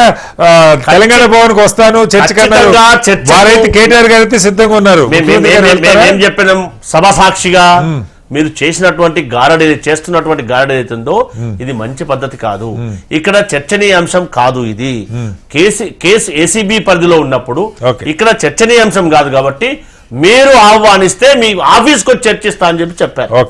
కాబట్టి మీరు కనుక ఆహ్వానిస్తే స్వయంగా మా ముఖ్యమంత్రి గారు చెప్పారు కాబట్టి ఖచ్చితంగా వచ్చి చర్చించడానికి సిద్ధంగా ఉన్నారు. అది చేయకుండా బట్టగాల్చి మీదేసే ప్రయత్నం చేస్తే ధరణి సమస్య అన్నారు. ధరణిలో ఎన్ని సమస్యలు ఉన్నాయో ఇందాక మా లక్ష్మణ్ చెప్పాడు, గొంగట్లో కూర్చొని ఎంటకలు ఎన్నట్టు ఉంటాయి. అలాంటిది ఎన్ని సమస్యలు ఉన్నాయో ధరణి సమస్య లేని ఇల్లు లేదండి. భూమి ఉన్నటువంటి ధరణి గురించి ఇంకోసారి ఇవన్నీ కదా వాస్తవాలు తెలియని సమస్యలు మార్చి డైవర్ట్ చేసే ప్రయత్నం చేస్తా ఉన్నారు కదా. ఇది మంచి పద్ధతి కాదు కదా అనేది మనం అందరం కూడా ఆలోచించవలసిన అంశం కదా. సరే లక్ష్మణ్ గారు, ఇక్కడ ఒక డిఫరెన్స్ అయితే స్పష్టంగా కనపడుతుంది. గతంలో లాగా సస్పెండ్ చేయటము, బయటికి నెట్టేయటము ఇవి కాకుండా ముఖ్యమంత్రి కేసీఆర్ గారు రావాలని కోరుకుంటున్నారు, లేదు మీరు పిలిస్తే బయటకైనా వచ్చి చర్చకి సిద్ధం అంటున్నారు. ఏ ఇష్యూ అయినా కూడా ఒక రకంగా ధైర్యంగా చర్చకైతే తీసుకుంటున్నారు, మాట్లాడుతున్నారు. గతంలో చాలా చాలా సస్పెండ్ చేసిన సందర్భాలు ఇది లేకుండా ఇప్పుడు ఇవాళ కూడా ముఖ్యమంత్రి స్థాయిలో నేను కావాలంటే తెలంగాణ భవన్కి వచ్చాయని మాట్లాడతాను, నువ్వు ఇన్వైట్ చేస్తే మనం మాట్లాడుకుందాం అనే పరిస్థితి అంటే ఎలా అర్థం చేసుకోవాలి? ఇది ప్రభుత్వం చాలా ధైర్యంగా నిర్ణయాలు తీసుకుంటుంది అనుకోవాలా, లేదా దీనిలో కక్ష సాధింపు ఉందనుకుంటారా? ఒకటి ఇందాక మల్లయ్య యాదవ్ గారు మాట్లాడుతూ వారు ఇది పెద్ద అవినీతి దీంట్లో లేదు అని అన్నారు. పెద్ద అవినీతి దేంట్లో ఉన్నది? ధరణిలో. ధరణికి సంబంధించినటువంటి అంశాలలో ధరణికి సంబంధించిన 1000 కోట్ల భూములను ఇతరులకు అప్పగించడంలో, ఆ ధరణిలో మార్చడంలో 1000 కోట్లు లావాదేవీలు ఉన్నాయి. ఇది జగమెరిగిన సత్యం. ఎస్, ఇవాళ ధరణిది చర్చ వచ్చింది. ఇవాళనే దీనికి సంబంధించి వివాదం వచ్చింది, ఫార్ములా రేస్. అంటే దీంట్లో 1000 కోట్ల విలువైనటువంటి అక్రమాలు జరిగినటువంటి ధరణికి సంబంధించినటువంటి విషయాల్లో సూక్ష్మంగా ఎక్కడెక్కడ ఏ భూములు ఏ రకంగా అప్పనంగా అప్పజెప్పిండ్రు అనేటువంటి విషయాలు ఇవాళ సభలో చర్చ జరగాల్సినటువంటి అవసరం ఉంది. దీన్ని అంటే ఈ సైమల్టేనియస్ ఈ ఫార్ములా రేస్ అనేటువంటిది సెకండరీ. ఓకే, ఇది దీని మీద విచారణ జరుగుతున్నది. దీనికి ఇది ఇరుపక్షాలు కూడా ధరణి విషయంలో జరిగినటువంటి అవకతవకల విషయాల్లో, ట్రాన్సాక్షన్స్ విషయాల్లో ఇన్ డెప్త్ డిస్కషన్ కు అవకాశం కల్పించాల్సిన బాధ్యత ఉంది. ఇదే ఇవాళ అది జరగకపోవడానికి ఇరుపక్షాల కారణమా, ఒకే పక్షం కారణమా, ప్రతిపక్షమే కారణమా? ఇది సంశయాలకు స్థాపించేటువంటి అంశం అండి. ఇవి ఆధార సహితంగా ఉండేటువంటి అంశాలు కదండి. అంటే ప్రభుత్వం అయితే తన వర్షత అని చెప్పేసింది, బిల్లు కూడా పాస్ అయిపోయినట్టుంది నాకు తెలిసి. మరి నేను ఏమంటున్నాను, బిల్ పాస్ కావడం, దాంట్లో జరిగినటువంటి లోపాలకు బాధ్యులైనటువంటి వాళ్లకు అధికారులు వారు ఎన్నుకున్నటువంటి ఎన్నికైన ప్రభుత్వంలో భాగస్వాములు అయినటువంటి వాళ్ళు, వీళ్ళందరికి సంబంధించినటువంటి లావాదేవీలు అందులో ఇమిడి ఉన్నటువంటి అంశం వాస్తవం కదా. ఆ వాస్తవాలు చర్చలు ఈ సందర్భంగా ఇరుపక్షాల మధ్య చర్చ జరిగి బయటకు ప్రజలకు వెల్లడి కావాల్సిన అవసరం ఉంది కదా. ఈ అవకాశాన్ని అంటే ఇది సాకుగా చూపించి పక్కకు తప్పించారు కదా.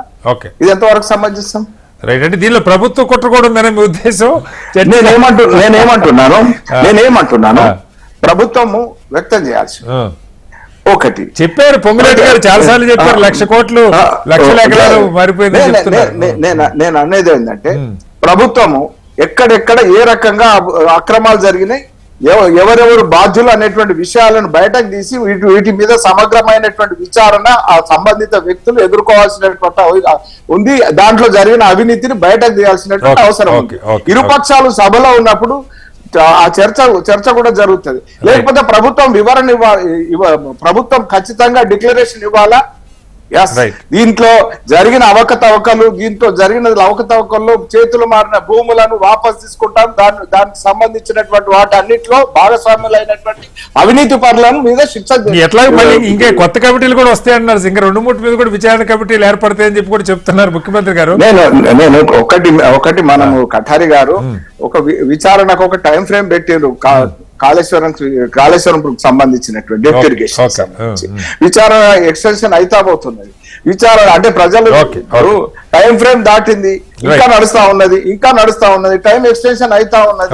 దీన్ని ఏ రకమైనటువంటి మెసేజ్ వెళ్తా ఉన్నది? వీళ్ళేమో అంటే వీళ్ళని ప్రశ్నించే అవకాశాన్ని వీళ్ళు అంటే ప్రజలకు ఇచ్చిన హామీలను పక్షించే బాధ్యత ప్రతిపక్షానికి ఉంది. ప్రతిపక్షం అధికారంలో ఉన్నప్పుడు చేసిన లోపాల మీద చర్చించి అవినీతికి కారకులైనటువంటి వాళ్ళను విచారించి శిక్షించాల్సిన బాధ్యత ఈ ప్రభుత్వం మీద ఉంది. కానీ ఈ విషయాలను పక్కదో పట్టించి దోషులు తప్పించుకునేటువంటి రీతిలో వ్యవహారం. రైట్ లక్ష్మణ్ గారు, మనం మరో కీలకమైన అంశం మీద చర్చకు వెళ్లాల్సింది పార్లమెంట్ లో జరిగిన డెవలప్మెంట్స్ గురించి కూడా చర్చిద్దాం. డిబేట్. ఇక మరో కీలకమైన అంశం పుల్లారావు గారు, మొన్న పార్లమెంట్లో జరిగిన రాజ్యసభలో అమిత్ షా గారు మాట్లాడిన సంఘటన, ఆ తర్వాత పార్లమెంట్లో జరిగిన తోపులాట, కేసులు, ఈ గందరగోళంలో ప్రతిపక్షాలు అయితే ఒక్కటి గట్టిగా అడుగుతున్నాయి, అసలు పార్లమెంట్ మొత్తం సీసీటీవీ కవరేజ్ ఉంది. ఆ మకర ద్వారం దగ్గర జరిగినటువంటి తోపులాట ఏదైతే ఉందో, ఎందుకంటే ఖర్గే గారితో సహా కింద పడ్డారు అని వీళ్ళ ఆర్గ్యుమెంట్, వాళ్ళేమో రాహుల్ గాంధీ గారు తోశారు ఏకంగా హత్యాయత్నం అని చెప్పి వాళ్ళ ఆర్గ్యుమెంట్. సీసీటీవీ ఫుటేజ్ వాళ్ళ అసెంబ్లీలో జరిగింది, వాళ్ళ ఆ ఫుటేజ్ బయటకు వచ్చింది. నిజంగా ఏం జరిగింది, ఎవరెవరు తోసుకున్నారు, కాగితాలు ఇసిరేశారు లేదా సమాజం మొత్తం చూడగలిగింది. పార్లమెంటు గేటు దగ్గర జరిగిన దాని సీసీ ఫుటేజ్ ఇవ్వకుండా అధికార పక్షం ఇచ్చిన కంప్లైంట్ మీద ఎఫ్ఐఆర్ ఫైల్ చేసి ప్రతిపక్షం ఇచ్చిన దాని మీద ఫైల్ చేయకపోవటాన్ని ఎలా అర్థం చేసుకోవాలి? ఇంకా దీన్ని పెద్ద అర్థం చేసుకోవడానికి రాకెట్ సైన్స్ కాదు కదా ఇది. ఇది మనం అన్ని చూసిన వాళ్ళు అక్కడ కెమెరాలు ఎవరో స్విచ్ ఆఫ్ చేశారు, చెప్పేశారు అంతే. ప్రతి చోట అంటే అది బీజేపీ చేశారంటే దాంట్లో కాంగ్రెస్ సెక్యూరిటీ ఫెయిల్యూర్ కదా సార్. ఇప్పుడు కెమెరాలు స్విచ్ ఆఫ్ చేశారంటే పార్లమెంట్ హౌస్ లో ఎలా ఉన్నదంటే, కొత్త పార్లమెంట్ హౌస్ లో చెప్తున్నా, పాత పార్లమెంట్ హౌస్ లో మనం పాస్ తెచ్చుకుని లక్కీగా నాకు మీడియా పాసెస్ దొరుకుతూ వస్తాయి. ఇక లోపలికి వెళ్ళిపోగానే మనకి అన్ని సందులు ఆ కారిడార్స్ తెలుసు కాబట్టి రోజంతా అక్కడే కూర్చునే వాళ్ళం. క్యాంటీన్కి వెళ్ళొచ్చు, రూమ్కి వెళ్ళొచ్చు, ఇక్కడికి అక్కడికి ఇంకా అది ఒక ఎలా చెప్పాలంటే అలా ఉండేది. ఇప్పుడు ఉన్న పార్లమెంట్ కొత్త బిల్డింగ్ లో ఏంటంటే, మొన్న ఒక ఫార్మర్ మినిస్టర్ ఎంపీ 30 సంవత్సరాలు చేసిన వ్యక్తి నాకు చెప్పాడు, నాకు రాజ్యసభ సైడ్ వెళ్తానికి పాస్ ఇచ్చారు, అది ఇంకో పక్కనకి వెళ్తానికి నీకు వీలు లేదు లోక్సభ సైడ్ అన్నారు. అంత నేను చెప్పేది అది వేరే విషయం కానీ అంత సెక్యూరిటీ ఉన్నది. తర్వాత తప్పకుండా ప్రధానమంత్రి గారు మీద చాలా ఏమంటారు సెక్యూరిటీ, ఈ ప్రధానమంత్రికి చాలా ఎక్కువ సెక్యూరిటీ మంచి కారణాలకు ఉన్నది. ఎవరికైనా కాదు, మన్మోహన్ సింగ్ మీద వేరు, ఈయన మీద వేరు, ఆ టైంలో రాజీవ్ గాంధీ మీద వేరు, ఎందుకంటే అది పరిస్థితులు అలా ఉన్నాయి. అందరూ అడిగే అదే ప్రశ్న, సీసీటీవీ కెమెరా ఏది? అది మాట్లాడకుండా అన్ని విషయాలు మాట్లాడు మనం చెప్పుకుంటే ఇది అన్ని విషయాలు మాట్లాడుతున్నారు. కొన్ని కామిక్ గా కూడా ఉన్నాయి కొన్ని విషయాలు. అంటే వాళ్ళు తోసుకుని లాక్కుంటా ఉంటే మీకు నవ్వు వస్తుందా అని అంటారు మన మిత్రులు, అది కాదు. ఇదంతా ఒక పర్పస్ తో జరిగిపోయింది నిన్న. అన్నిట్లకంటే ఒక సాడ్ థింగ్ ఏమిటంటే, తప్పకుండా కాంగ్రెస్ పార్టీకి బీజేపీ మధ్యన అసలు ఎక్కడ కామన్ పాయింట్స్ లేకుండా అయిపోయింది. లక్ష్మణ్ గారు, ఇప్పుడు పెద్దలు పుల్లారావు గారు చెప్తున్నారు, ఇంత ఒక మేజర్ ఎలిగేషన్ వచ్చినప్పుడు, ఎందుకంటే అది చిన్న విషయం కాదు, అంబేద్కర్ గారి మీద అమిత్ షా గారి ప్రకటన, అది మేం చెప్పడం కాదు, మిగతా వాళ్ళు చెప్పడం కాదు, స్వయంగా బీజేపీనే రియాక్ట్ అయ్యి, మోడీ అమిత్ షా గారు రియాక్ట్ అయ్యి, అమిత్ షా గారు ప్రెస్ మీట్ పెట్టి దాని మీద క్లారిటీ ఇచ్చుకోవాల్సి వచ్చింది. మోడీ గారు 7-8 ట్వీట్లు మా ఆలోచన ఇది కాదు, లేకపోతే బీజేపీ చాలా అంబేద్కర్ గారిని గౌరవించిందని చెప్పుకోవాల్సిన పరిస్థితికి అయితే క్రియేట్ అయింది. మంచో చెడు అది వేరే చర్చ. దాని మీద ప్రతిపక్షాలు అడుగుతున్న సందర్భంలో ఒకటి వాళ్ళంతా నిరసన తెలిపిన దానికి సంబంధించి అంబేద్కర్ గారి బొమ్మలు పెట్టుకుని వాళ్ళు నిరసన తెలిపితే ఆ ఫోటోలు మార్చేసి జార్జ్ సోరోస్ ఫోటోలు పెట్టి బీజేపీ ట్విట్టర్లో పెట్టుకోవటం, లేదంటే ఇక్కడ తోపులాట. ఇవాళ స్వయంగా ఒక ఎంపీ స్పీకర్ గారికి రాశారు, ఎవరైతే ఒక మహిళా ఎంపీ నాగాలాండ్కి సంబంధించిన ఎంపీ ఎలిగేషన్ చేసిందో రాహుల్ గాంధీ గారు అసభ్యంగా ప్రవర్తించారని, నేను పక్కనే ఉన్నాను, కనుచూపు మేరల్లో అసలు రాహుల్ గాంధీ గారు అక్కడికి రాను కూడా లేదు, దగ్గర తారసపడ్డ సందర్భం కూడా లేదని ఆవిడ ఒక ఎంపీ స్పీకర్ గారికి లెటర్ రాశారు. ఈ మొత్తానికి ఎవిడెన్స్ ఏంటంటే, అంత టైట్ సెక్యూరిటీ ఉన్న దగ్గర కొన్ని 100 సీసీ కెమెరాలు ఉంటాయి. ఒక్క సీసీ ఫుటేజ్ రిలీజ్ చేయకుండా ప్రతిపక్షాలు ఇచ్చిన కంప్లైంట్లు బుట్టదాఖలు చేసి మీరిచ్చిన కంప్లైంట్ల మీద ఎఫ్ఐఆర్ ఫైల్ చేస్తే ప్రజలకు ఏమర్థం అవుద్ది లక్ష్మణ్ గారు దీని మీద?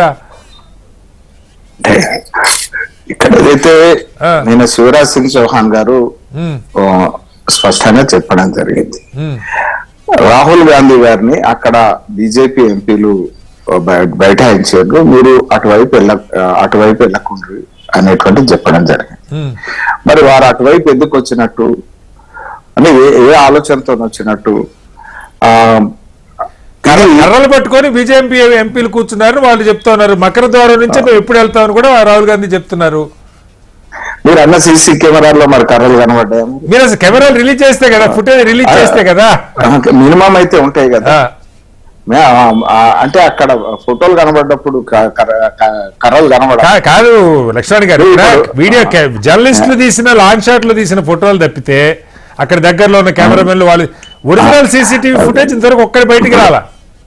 ఒకటి అంటే ఏదైతే ఫోటోలతోని సారస్ ఫోటోలతోని బీజేపీ ఎంపీలు బైఠాయించారు. అటువంటిప్పుడు కర్రలన్నీ ఉంటే లాంగ్ షాట్లు అయినా క్లోజ్అప్ లో చూస్తే తెలుస్తుంది కదా ఆ రకమైనటువంటి పరిస్థితులు. అది ఇటు రావడం అనేటువంటిది ఒకవైపు సెక్యూరిటీ సిబ్బంది విషయం చెప్పినా కూడా ఇటు వెళ్ళకూడదని చెప్పినా కూడా ఇటు రావడం ఆయన పొరపాటు. ఇప్పుడు ఎవరు నెట్టేసిండ్రు, ఎవరికి దెబ్బలు తగిలినాయి ఇక్కడ మీరు సారంగి గారికి పడిపోయాడు సారంగి గారు చెప్పారు, రాహుల్ గాంధీ గారు నన్ను నెట్టలేదు, ఆయన ఎవరికో నెడితే ఆయన వచ్చి నా మీద పడ్డాడు, నేను నెట్టారని సారంగి కూడా చెప్పట్లా. ఇప్పుడు అక్కడ జరిగింది ఏంది అనేటువంటి విషయంలో షికాయత్ ఇచ్చింది, షికాయత్ మీద విచారణ జరుగుతుంది. అది అత్యున్నతమైనటువంటి సభకు సంబంధించిన సభ్యులు. నా ప్రశ్న కాదు సార్, నా ప్రశ్న ఏంటంటే రెండే ప్రశ్నలు లక్ష్మణ్ గారు, మీకు మిమ్మల్ని అడుగుతుంది రెండే ప్రశ్నలు. ఒకటి, అక్కడ ఏం జరిగిందో బయట ప్రపంచానికి తెలియదు, సీసీ ఫుటేజ్ మీరు రిలీజ్ చేయలేదు. బీజేపీ ఎంపీలు లేకపోతే ఎన్డీఏ పక్ష వాళ్ళు ఇచ్చినటువంటి కంప్లైంట్స్ మీద ఎఫ్ఐఆర్ ఫైల్ అయింది రాహుల్ గాంధీ గారి మీద. అదే సేమ్ టైం ఖర్గే గారిని తోసేసి ఆయన వయసునిచ్చి ఆయన కింద పడ్డారు, లేపి కుర్చీలో కూర్చోబెట్టారని వాళ్ళు చెప్తున్నారు. వాటి మీద ఎందుకు కంప్లైంట్ ఎఫ్ఐఆర్ ఫైల్ లేదు కనీసం? అంటే నామకే వస్తే అన్న ఇప్పుడు సభకు సంబంధించి నిర్వహణకు సంబంధించి అన్నిటికి సంబంధించి కమిటీలు ఉంటాయి కదా. కమిటీల్లో పార్లమెంట్ సభ్యులు కూడా చాలా అంశాల విషయంలో ఉంటారు కదా, అన్ని పార్టీలకు సంబంధించిన వాళ్ళు ఉంటారు కదా. వాళ్ళు దాని మీద దానికి సంబంధించినటువంటి విషయంలో వాళ్ళు ఆలోచిస్తారు, వాళ్ళు పరిశీలిస్తారు, వాళ్ళు ఇది చేస్తారు తప్ప అది సభా ప్రాంగణం కమిటీలు వాటిని దృష్టి సారిస్తాయి. మల్లయ్య గారు, సరే ఇక్కడ ఇవాళ తెలంగాణ అసెంబ్లీలోనేమో ప్రతిపక్షాలు స్పీకర్ పోడియంకి వెళ్తే ఆ వీడియోలు మొత్తం బయటకు వచ్చినాయి. సరే మీరు చేసింది మంచి చెడు అది బయట ప్రపంచానికి కనపడుతుంది. పార్లమెంట్లో జరిగింది కనీసం సభ లోపల కూడా కాదు, సభ ద్వారం దగ్గరే ఈ తోపులాట నెట్టుకోవటం, ఒక ఆయనకి తలకి దెబ్బ తగలటం, చికిత్స లేదు ఖర్గే గారి కింద, దీనికి సంబంధించి విజువల్స్ ఎందుకు బయటికి రావు? ఎందుకు ప్రతిపక్షాలు ఇచ్చిన దాని మీద కనీసం ఎఫ్ఐఆర్ కూడా ఫైల్ చేయరు? కంప్లైంట్ ఇచ్చారు వాళ్ళు కూడా, వాళ్ళు ఎంపీలు అంతా ఎంపీలు, అక్కడ ఉన్నదంతా ఎంపీలు ఇచ్చిన కంప్లైంట్ మీద ఎఫ్ఐఆర్ కూడా ఫైల్ కాల. అలాగే అంబేద్కర్ దాని మీద బీఆర్ఎస్ ఇప్పటిదాకా అమిత్ షా గారి ప్రకటన మీద బీఆర్ఎస్ కూడా రియాక్ట్ కావాలని చాలా మంది కోరుతా ఉన్నారు. కేజ్రీవాల్ గారు అయితే వాళ్ళు అన్ని పార్టీలకి లేఖ కూడా రాశారు, మీరు అందరూ రియాక్ట్ కావాలి దీని మీద. ఎలా చేస్తున్నారు బీఆర్ఎస్? నేను ఇక్కడ కటారి గారు మీ ప్రశ్న మిమ్మల్ని కాదన్నా, మిమ్మల్ని అయితే మిమ్మల్ని అడుగుతున్నప్పుడు నేను వారిని ఒకటి అడుగుతాను, చెప్పండి. అంబేద్కర్ గారు వాక్య అన్నారు. ఇప్పుడు అంబేద్కర్ గారి విషయంలో 12 సెకండ్ల 11 సెకండ్లు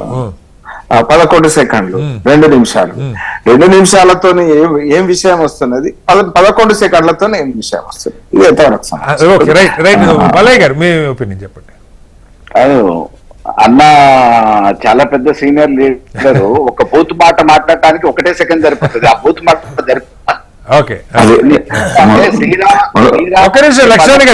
చెప్పండి. శ్రీరామ అనే పదం మీద మీరు అధికారంలోకి వచ్చారు కాబట్టి భగవంతుడు మాత్రమే మామూలుగా పెద్ద శక్తి అనుకుంటున్నారు, తప్పులేదు, as a believer of God.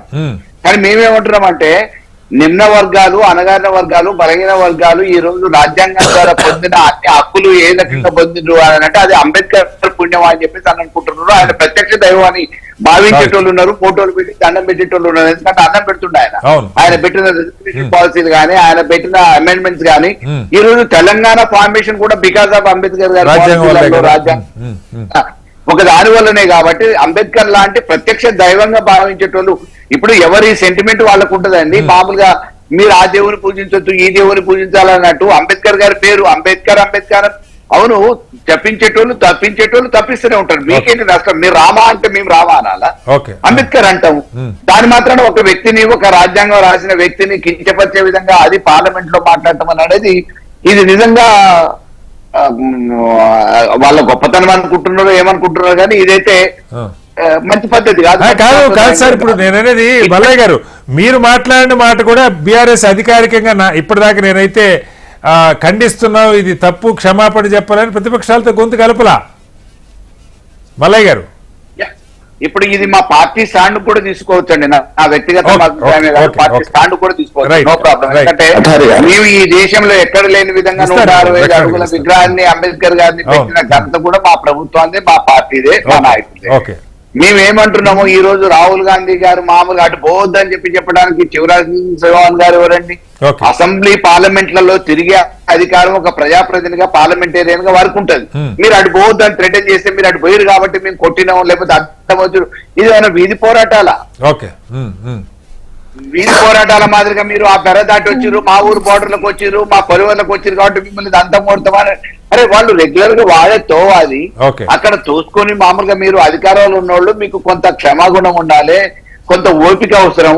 ప్రతిపక్షం వాళ్ళని రెచ్చగొట్టే విధంగా మాట్లాడేసి వాళ్ళ మీద దుమ్మిలు చేసి మళ్ళా కనీసం కేసులు కూడా రిజిస్టర్ కానియకుండా, మరి ఈక్వల్లీ వారు పార్లమెంటేరియన్స్, వీళ్ళు పార్లమెంటేరియన్స్, అంటే విపక్షమైనంత మాత్రాన కేసులు కూడా రిజిస్టర్ చేయకుండా ఈ రకమైన దౌర్జన్యాలు అనేది మంచి సాంప్రదాయం కాదు.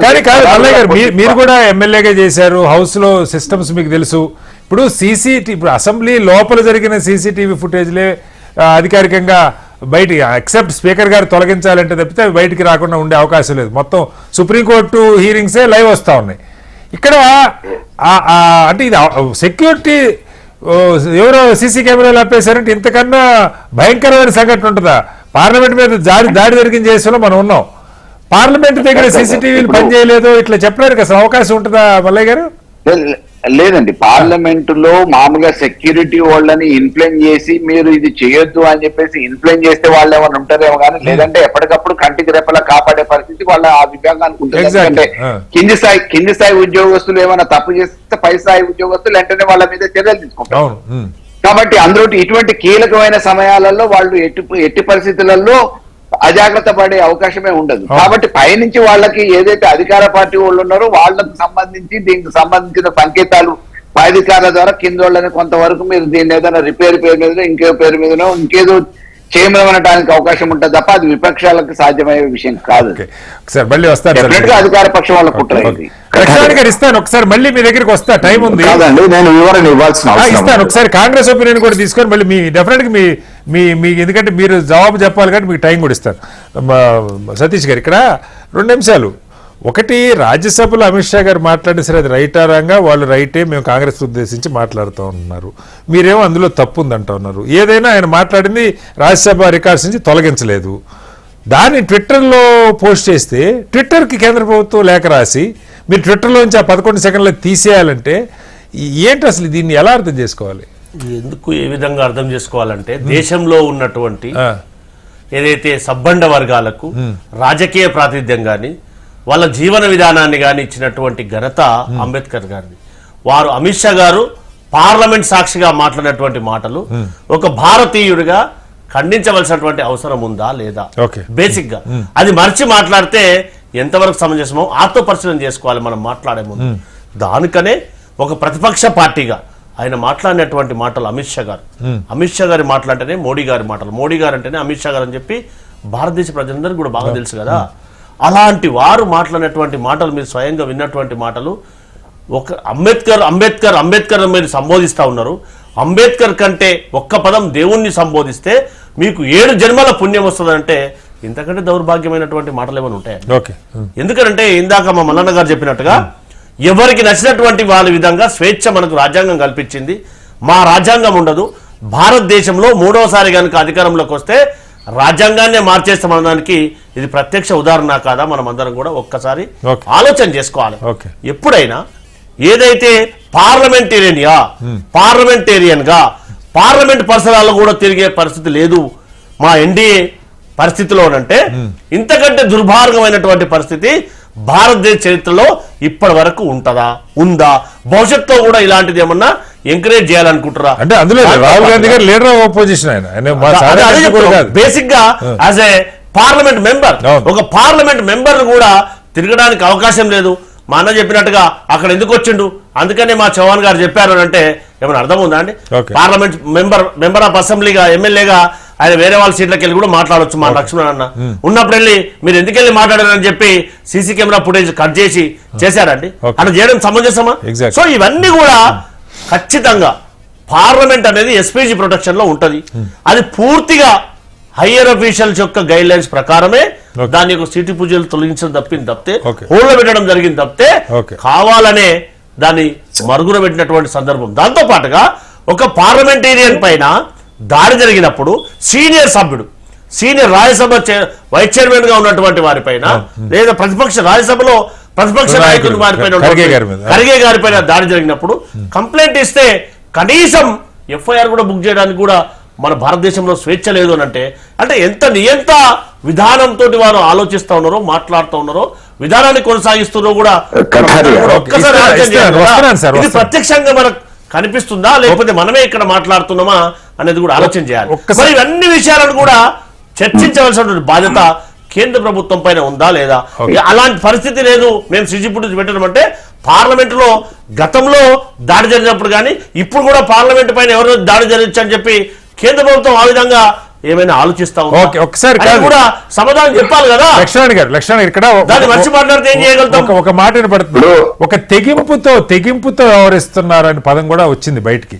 నేను ఎందుకంటానంటే ఇంత గందరగోళం జరిగినప్పుడు నేను ఒక విషయం ఇక్కడ దైవ సమానుడైనటువంటి అంబేద్కర్ రాసినటువంటి రాజ్యాంగం మీద శ్రీరామచంద్రుడి చిత్రపటం ఒకటి, దాన్ని కాంగ్రెస్ తొలగించేది.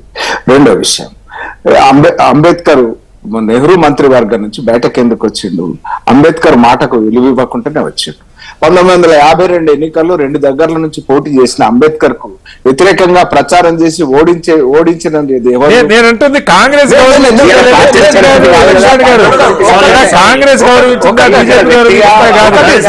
చెప్పిందంతా విని మేము చెప్పింది అంబేద్కర్ కు ఎదురుగా నిలిచి గెలిచినటువంటి వారికి పద్మభూషణ్ ఇస్తారు. అంబేద్కర్ కు మాత్రం భారత రత్నకు అర్హుడైనటువంటి అంబేద్కర్ కు అవకాశం ఇవ్వరు. రెండవ తర్వాత మహువాలో భారతీయ జనతా పార్టీ సమర్థిత ప్రభుత్వమే భారత రత్న ఇచ్చింది. మహువాలో అంబేద్కర్ జన్మస్థలంలో మీరు చేసిన చెప్పండి తప్పలేదు. గతంలో ఆర్ఎస్ఎస్ కూడా నాగ్పూర్ లో భారతీయ జనతా పార్టీ గతంలో అంబేద్కర్ గారు దిష్టిబొమ్మలు తగలబెట్టే చరిత్ర ఉంది, లేదా జాతీయ పతాకాన్ని ఆర్ఎస్ఎస్ చరిత్ర ఉంది. అంబేద్కర్ ఆశయాల కోసం పనిచేయాలని చెప్పండి. నేను కాదంట్లా, నేను అంబేద్కర్ ఆశయ సాధన కోసం అంబేద్కర్ ఆశయ సాధన అంటే ఆయన పేరు ఎత్తకపోవడం మంత్రి చేశారు భారతీయ జనతా పార్టీ మీరు పేరు పలకడానికి పరిమితంగా పలకడానికి కూడా మోసమైనటువంటి మీరు మాట్లాడుతున్నారు సార్. లక్ష్మణ్ గారు 2 ప్రశ్నలు. లక్ష్మణ్ గారు, ఆ 11 సెకండ్లు మాట్లాడకుండా మిగతా అంతా మీరు మాట్లాడితే అసలు అభ్యంతరమే లేదు. చర్చ 11 సెకండ్ల మీద ఒక ప్రశ్న, సరే దాని మీద చర్చ అయిపోయింది. ఉద్దేశపూర్వకంగానే మాట్లాడేది కాదండి. మీరు మాట్లాడతారు. మీరు మల్లన్న గారు, మీరు ఇంతకు ముందు మాట్లాడుతా ఉన్నారు సభ విషయంలో. సభలో మీరు ఈటల రాజేందర్ గారు తన స్థానంలో తాను నిలబడితే నెలలు బహిష్కరించారు. మీరు కూడా ప్రజాస్వామ్యం కాదు సార్. నేను అంటుంది లక్ష్మణ్ గారు ఇక్కడ 2 అంశాలు. సరే, అంబేద్కర్ గారి విషయం మీరు సారీ చెప్తారా లేదా అది వేరే చర్చ.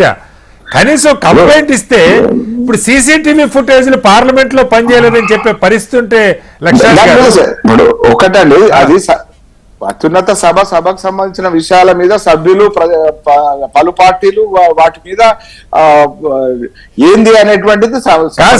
మీరు కూడా శాసనసభలో సభ్యులుగా చేశారు, మల్లయ్య గారు కమిటీలు ఉంటాయి కదండి. కమిటీలు వాటి విషయాల్లో డిస్కస్ చేస్తారు. రిలీజ్ చేయరా?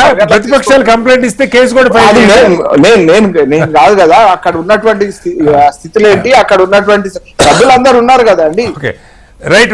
పుల్లారావు గారు, ఏంటి దీని మీద ఏం జరగవచ్చు ఇప్పుడు? సరే, అసలు అంబేద్కర్ గారి అంశంలో క్షమాపణ చెప్తారా లేదా అన్నది ఒకటైతే, ఎదురు వేల మీద కేసులు పెట్టి ఇప్పుడు 26 కేసులు ఉన్నాయి. రాహుల్ గాంధీ గారి మీద 27వ కేసు అంటున్నారు.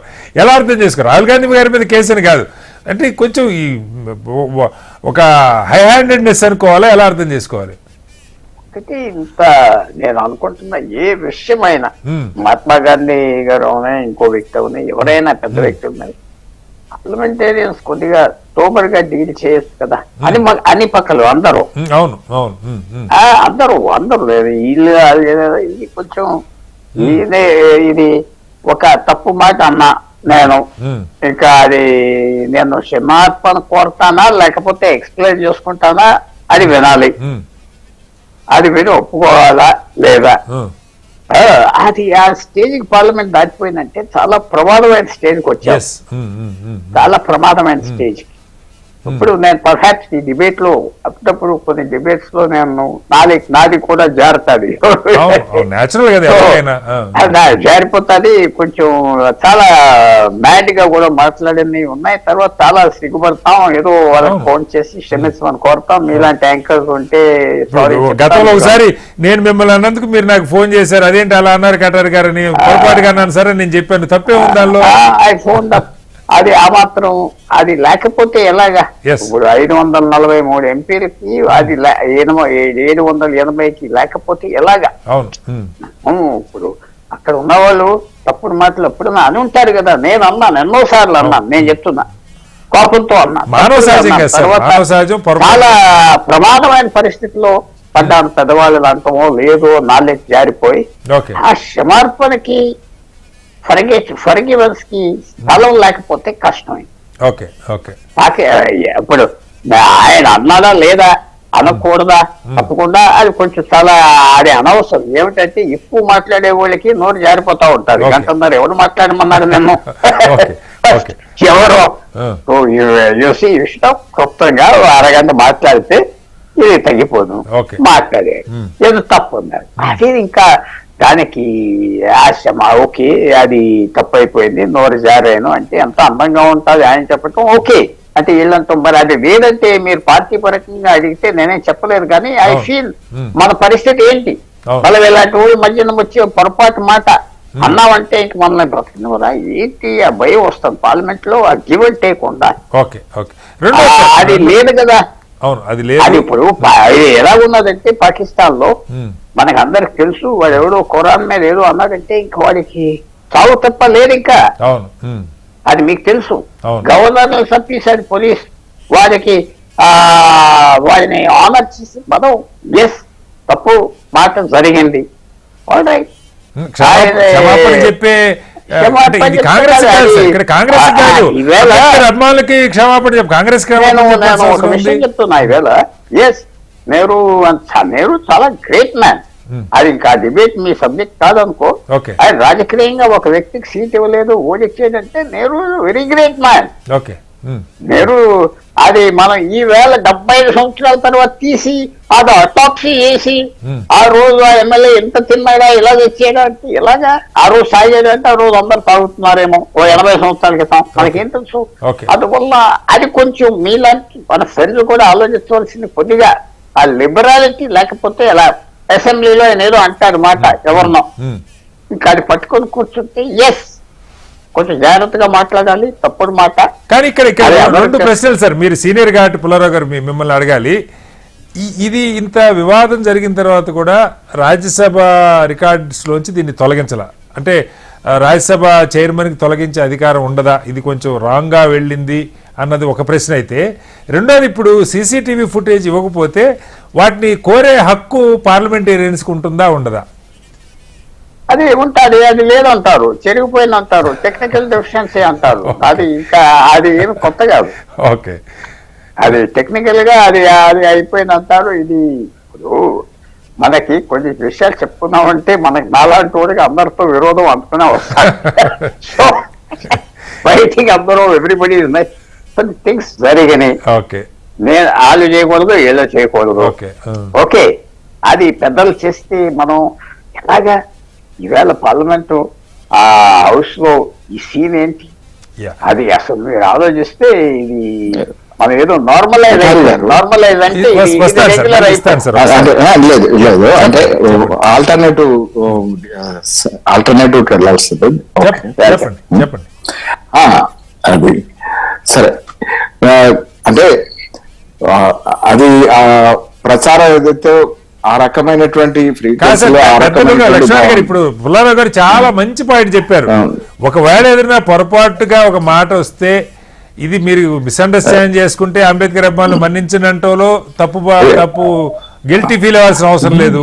లేకపోతే ఒకసారి ఈ మాట అన్నారు కాబట్టి జీవితాంతం అమిత్ షా గారిని వేటు వేయాల్సిందని ప్రతిపక్షాలు డిమాండ్ చేయటం కరెక్ట్ కాకపోవచ్చు. రెండూ జరగట్లే ఇక్కడ, దురదృష్టం అది.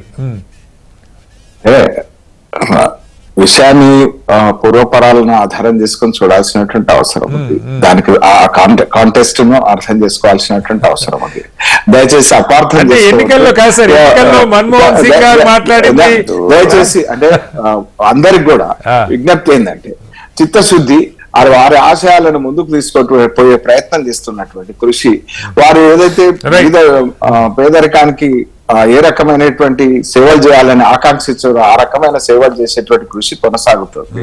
కాంటెస్ట్ ఏదైతే ఉందో దాన్ని అపార్థం చేసుకోవద్దు అనేటువంటి, అది అపార్థం చేసుకోవద్దన్నమాట లక్ష్మణ్ గారు అడిగే కంటే అమిత్ షా గారు అడగటం సమాజాన్ని బాగుంటుంది కదా అన్నదే పాయింట్ సార్.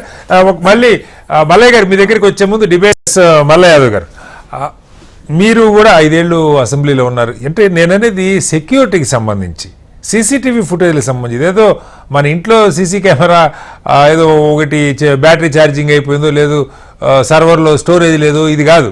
అందులో మొన్న జరిగిన సంఘటన మీద నిన్న హడావడిగా ఉంటుందన్న సంగతి స్పష్టంగా తెలుసు. అమిత్ షా గారికి క్షమాపణ చెప్పాలంటాం, హౌస్లో దాని మీద చర్చకి పట్టుబడతారు. ఇవన్నీ తెలిసి సీసీటీవీ ఫుటేజీ మాయమైపోయిందని చెప్తున్నారా, లేకపోతే కేసులు బెటరా? అసలు ఈ ధోరణి ఎలా అర్థం చేసుకోవాలి? ఇది వ్యూహాత్మకంగా ఉద్దేశపూర్వకంగా జరిగిన ఇన్సిడెంట్ అండి. అందులో ఎక్కడ అనుమానం లేదు. ఏ చిన్న సామాన్యుడిని అడిగినా చెప్తారు.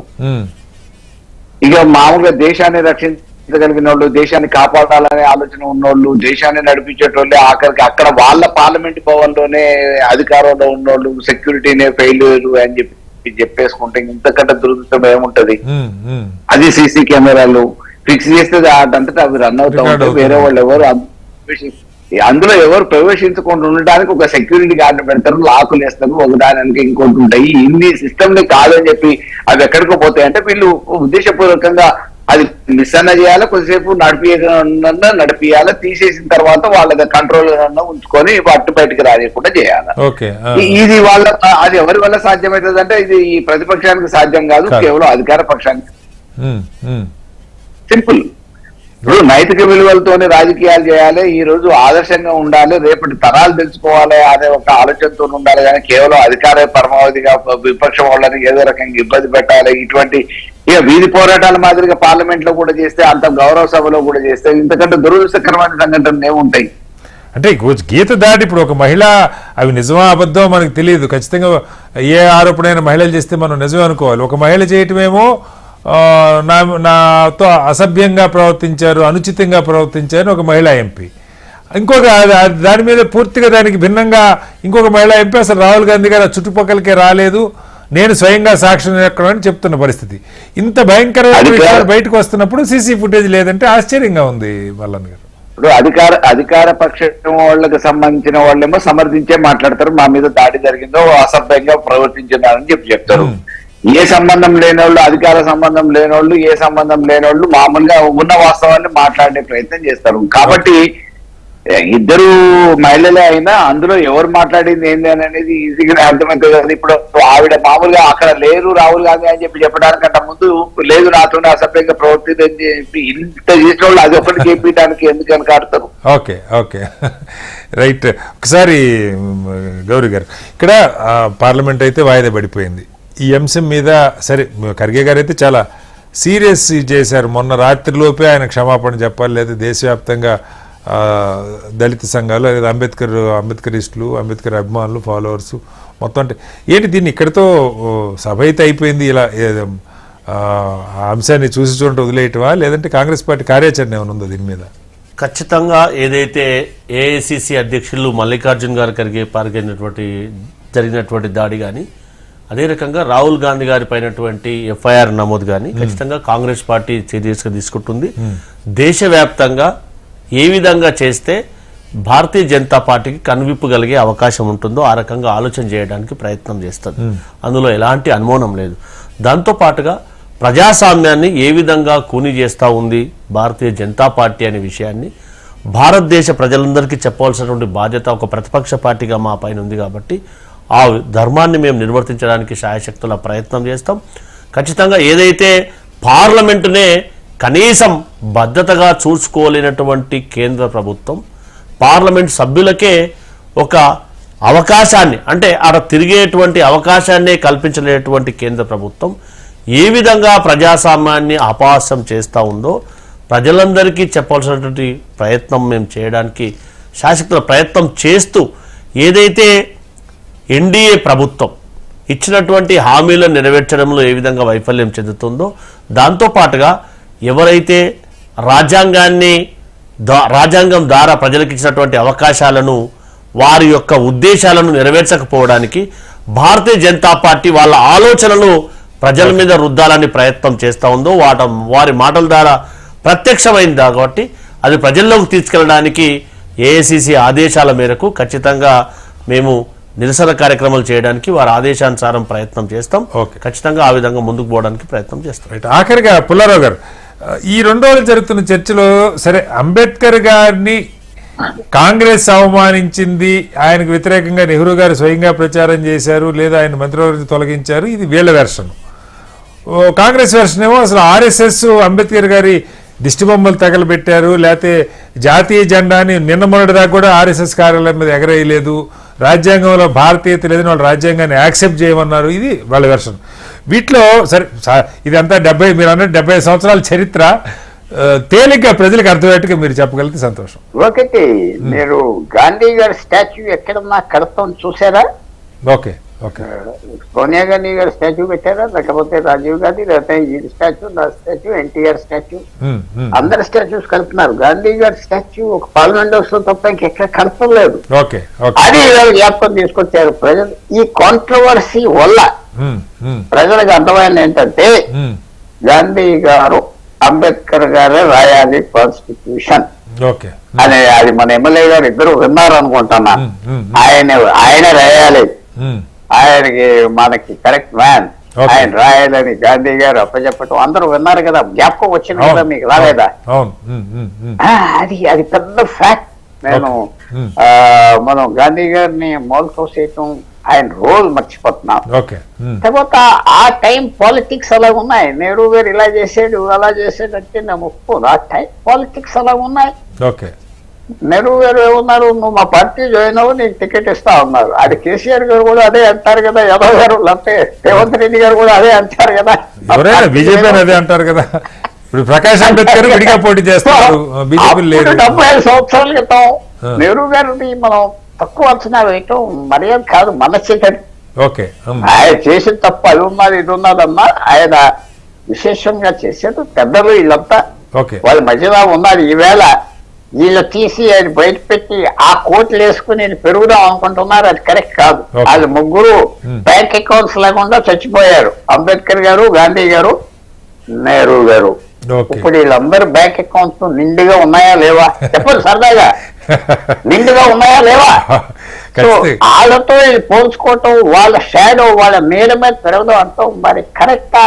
అది కరెక్ట్ కాదంటే ఇంకొక వెర్షన్ కూడా సార్, సెకండ్ సైడ్ మనం ముందలకి, నేను చెప్పేది ఏంటంటే ఈ భారతదేశం ముందలకి వెళ్ళిపోవాలి. ముందలకంటే కొంచెం సరే ఓకే, ఇది మనం ఈ తప్పు విన్న టైం బాల్ ఠాకరే ఎలా మారిపోయాడు అలా మారిపోయాడు, మనం ముందలకి వెళ్ళిపోవాలి. అది మా వ్యూ. అది అట్లాగే రెండో వెర్షన్ సార్, ఇప్పుడు ఆర్ఎస్ఎస్ మనుస్మృతి ఆధారంగా అదే రాజ్యాంగం ఉండాలని కోరుకున్నారు అని చెప్తారు, రాజ్యాంగాన్ని వాళ్ళు యాక్సెప్ట్ చేయలేదంటారు. వీటి అలాగే చాలా కాలం ఆర్ఎస్ఎస్ కార్యాలయం మీద జాతీయ జెండా ఎగరవేయలేదని చెప్తారు. దీన్ని ఎలా అర్థం చేసుకోవాలి? అది మొన్న నాకు ఒక పెద్ద అవకాశం నేషనల్ టీవీ మీద వచ్చింది. ఒక ముస్లిం టెర్రరిస్టు తమిళనాడులో మీరందరూ చూసుంటారు, నేను డిఫెన్స్ చేసేది ఎవరనంటే చచ్చిపోయాడు. వాడు ఇష్టం వచ్చిన వాళ్ళు వెళ్ళి అతనికి ఫ్యూనరల్ చేస్తారు, తప్పేంటి? 1000 మందినే 1,00,000 మందినే పోలీస్ కరెక్ట్ గా నిర్ణయం తీసుకున్నారు. బందోబస్తు ఇచ్చారు 2,000 మంది కోయంబత్తూరులో పాటిస్తారు, అయిపోయింది. అప్పుడు చారు మజుందార్ అనే పేరు మీ జ్ఞాపకం ఉన్నది, నాకున్నది. ఇంకెవరికి జ్ఞాపకం ఉన్నారు? కలకట్టాలో వాడిని ఎక్కడ కప్పెట్టారు ఎవరికి తెలుసు. ఫర్ ఎగ్జాంపుల్, అది మనం మీరు అన్నది ఆర్ఎస్ఎస్ లో కూడా మాట అన్నారంటే గాంధీ గారు ఎలాగన్నారు, ఏబ్రహాం లింకన్ ఏమన్నాడు, ఇది మనకు కొంచెం మన దేశం ముందరికి వెళ్ళిపోవడం బెటర్. ఈవేళ నేను అనుకుంటున్నా ఇలా పాతగా ఈవేళ ఒక మంచి మాట అన్నాడు ఆర్ఎస్ఎస్ కి, ప్రతి మస్జిద్ వెళ్ళి తోతావా ఐ లైక్ దాట్. అది మనం వెల్కమ్ చేయాలి, ఓవేసీ కూడా వెల్కమ్ చేసి ముందరికి వెళ్ళిపోవాలి. లేకపోతే మనం ఒకళ్ళు మనం మిగతా దేశాల్లాగా తయారవుతాం. కాబట్టి కొంచెం టాలరెన్స్ ఉండాలి. అంటే అమాయకతనంగా నేను చెప్పట్లేదు, నేను టాలరెన్స్ ఉండాలి. మీరు అన్న మాట సరే అల్లాది అన్నారంటే అల్లాది ఒప్పించుకుని ముందుకు వెళ్ళిపోవడం బెటర్ కదా. లేకపోతే ఈ దేశం అంతా హ్యాపీ సిచ్యువేషన్ లేదు, చాలా మనకు పేదరికం ఉన్నది, గొడవలు ఉన్నాయి, ఇవన్నీ ఉన్నాయి, ముందరికి వెళ్ళిపోవాలి. సో నేను ఆర్ఎస్ఎస్ అనే ఉంటుంది చేసాడు. కానీ ఈవేళ ఇవి తొవ్వి డ్రగ్ చేసి తీసుకొచ్చి ముందరకు పెడితే లాభం ఏంటి, వాళ్ళు ఇంకో చెప్తారు నేను ఎలా. సో ఐ థింక్ మనం ముందరికి వెళ్ళిపోవటం బెటరు. ప్రతి మస్జిద్ కింద తవ్వటం కూడా మంచిది కాదు. ఎందుకంటే చరిత్ర ఎక్కడ ఉన్న శవాలు అక్కడ ఉండనే అని పెద్ద సామెత ఉన్నారు, తవ్వొద్దు అన్నారు. రైట్, ఫైనల్ గా శవాలు అక్కడ ఉండనే తవ్వొద్దు వెళ్ళిపోనే అన్నారు.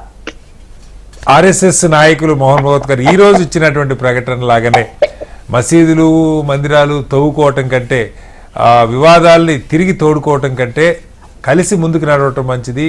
ఒక సహజీవనం అద్భుతంగా జరుగుతుంది భారతదేశంలో, కలుపుగోలుగా దేశం వెళ్తున్నది సమాజానికి చెప్పాలి. గొప్ప వాక్యం చెప్పారు.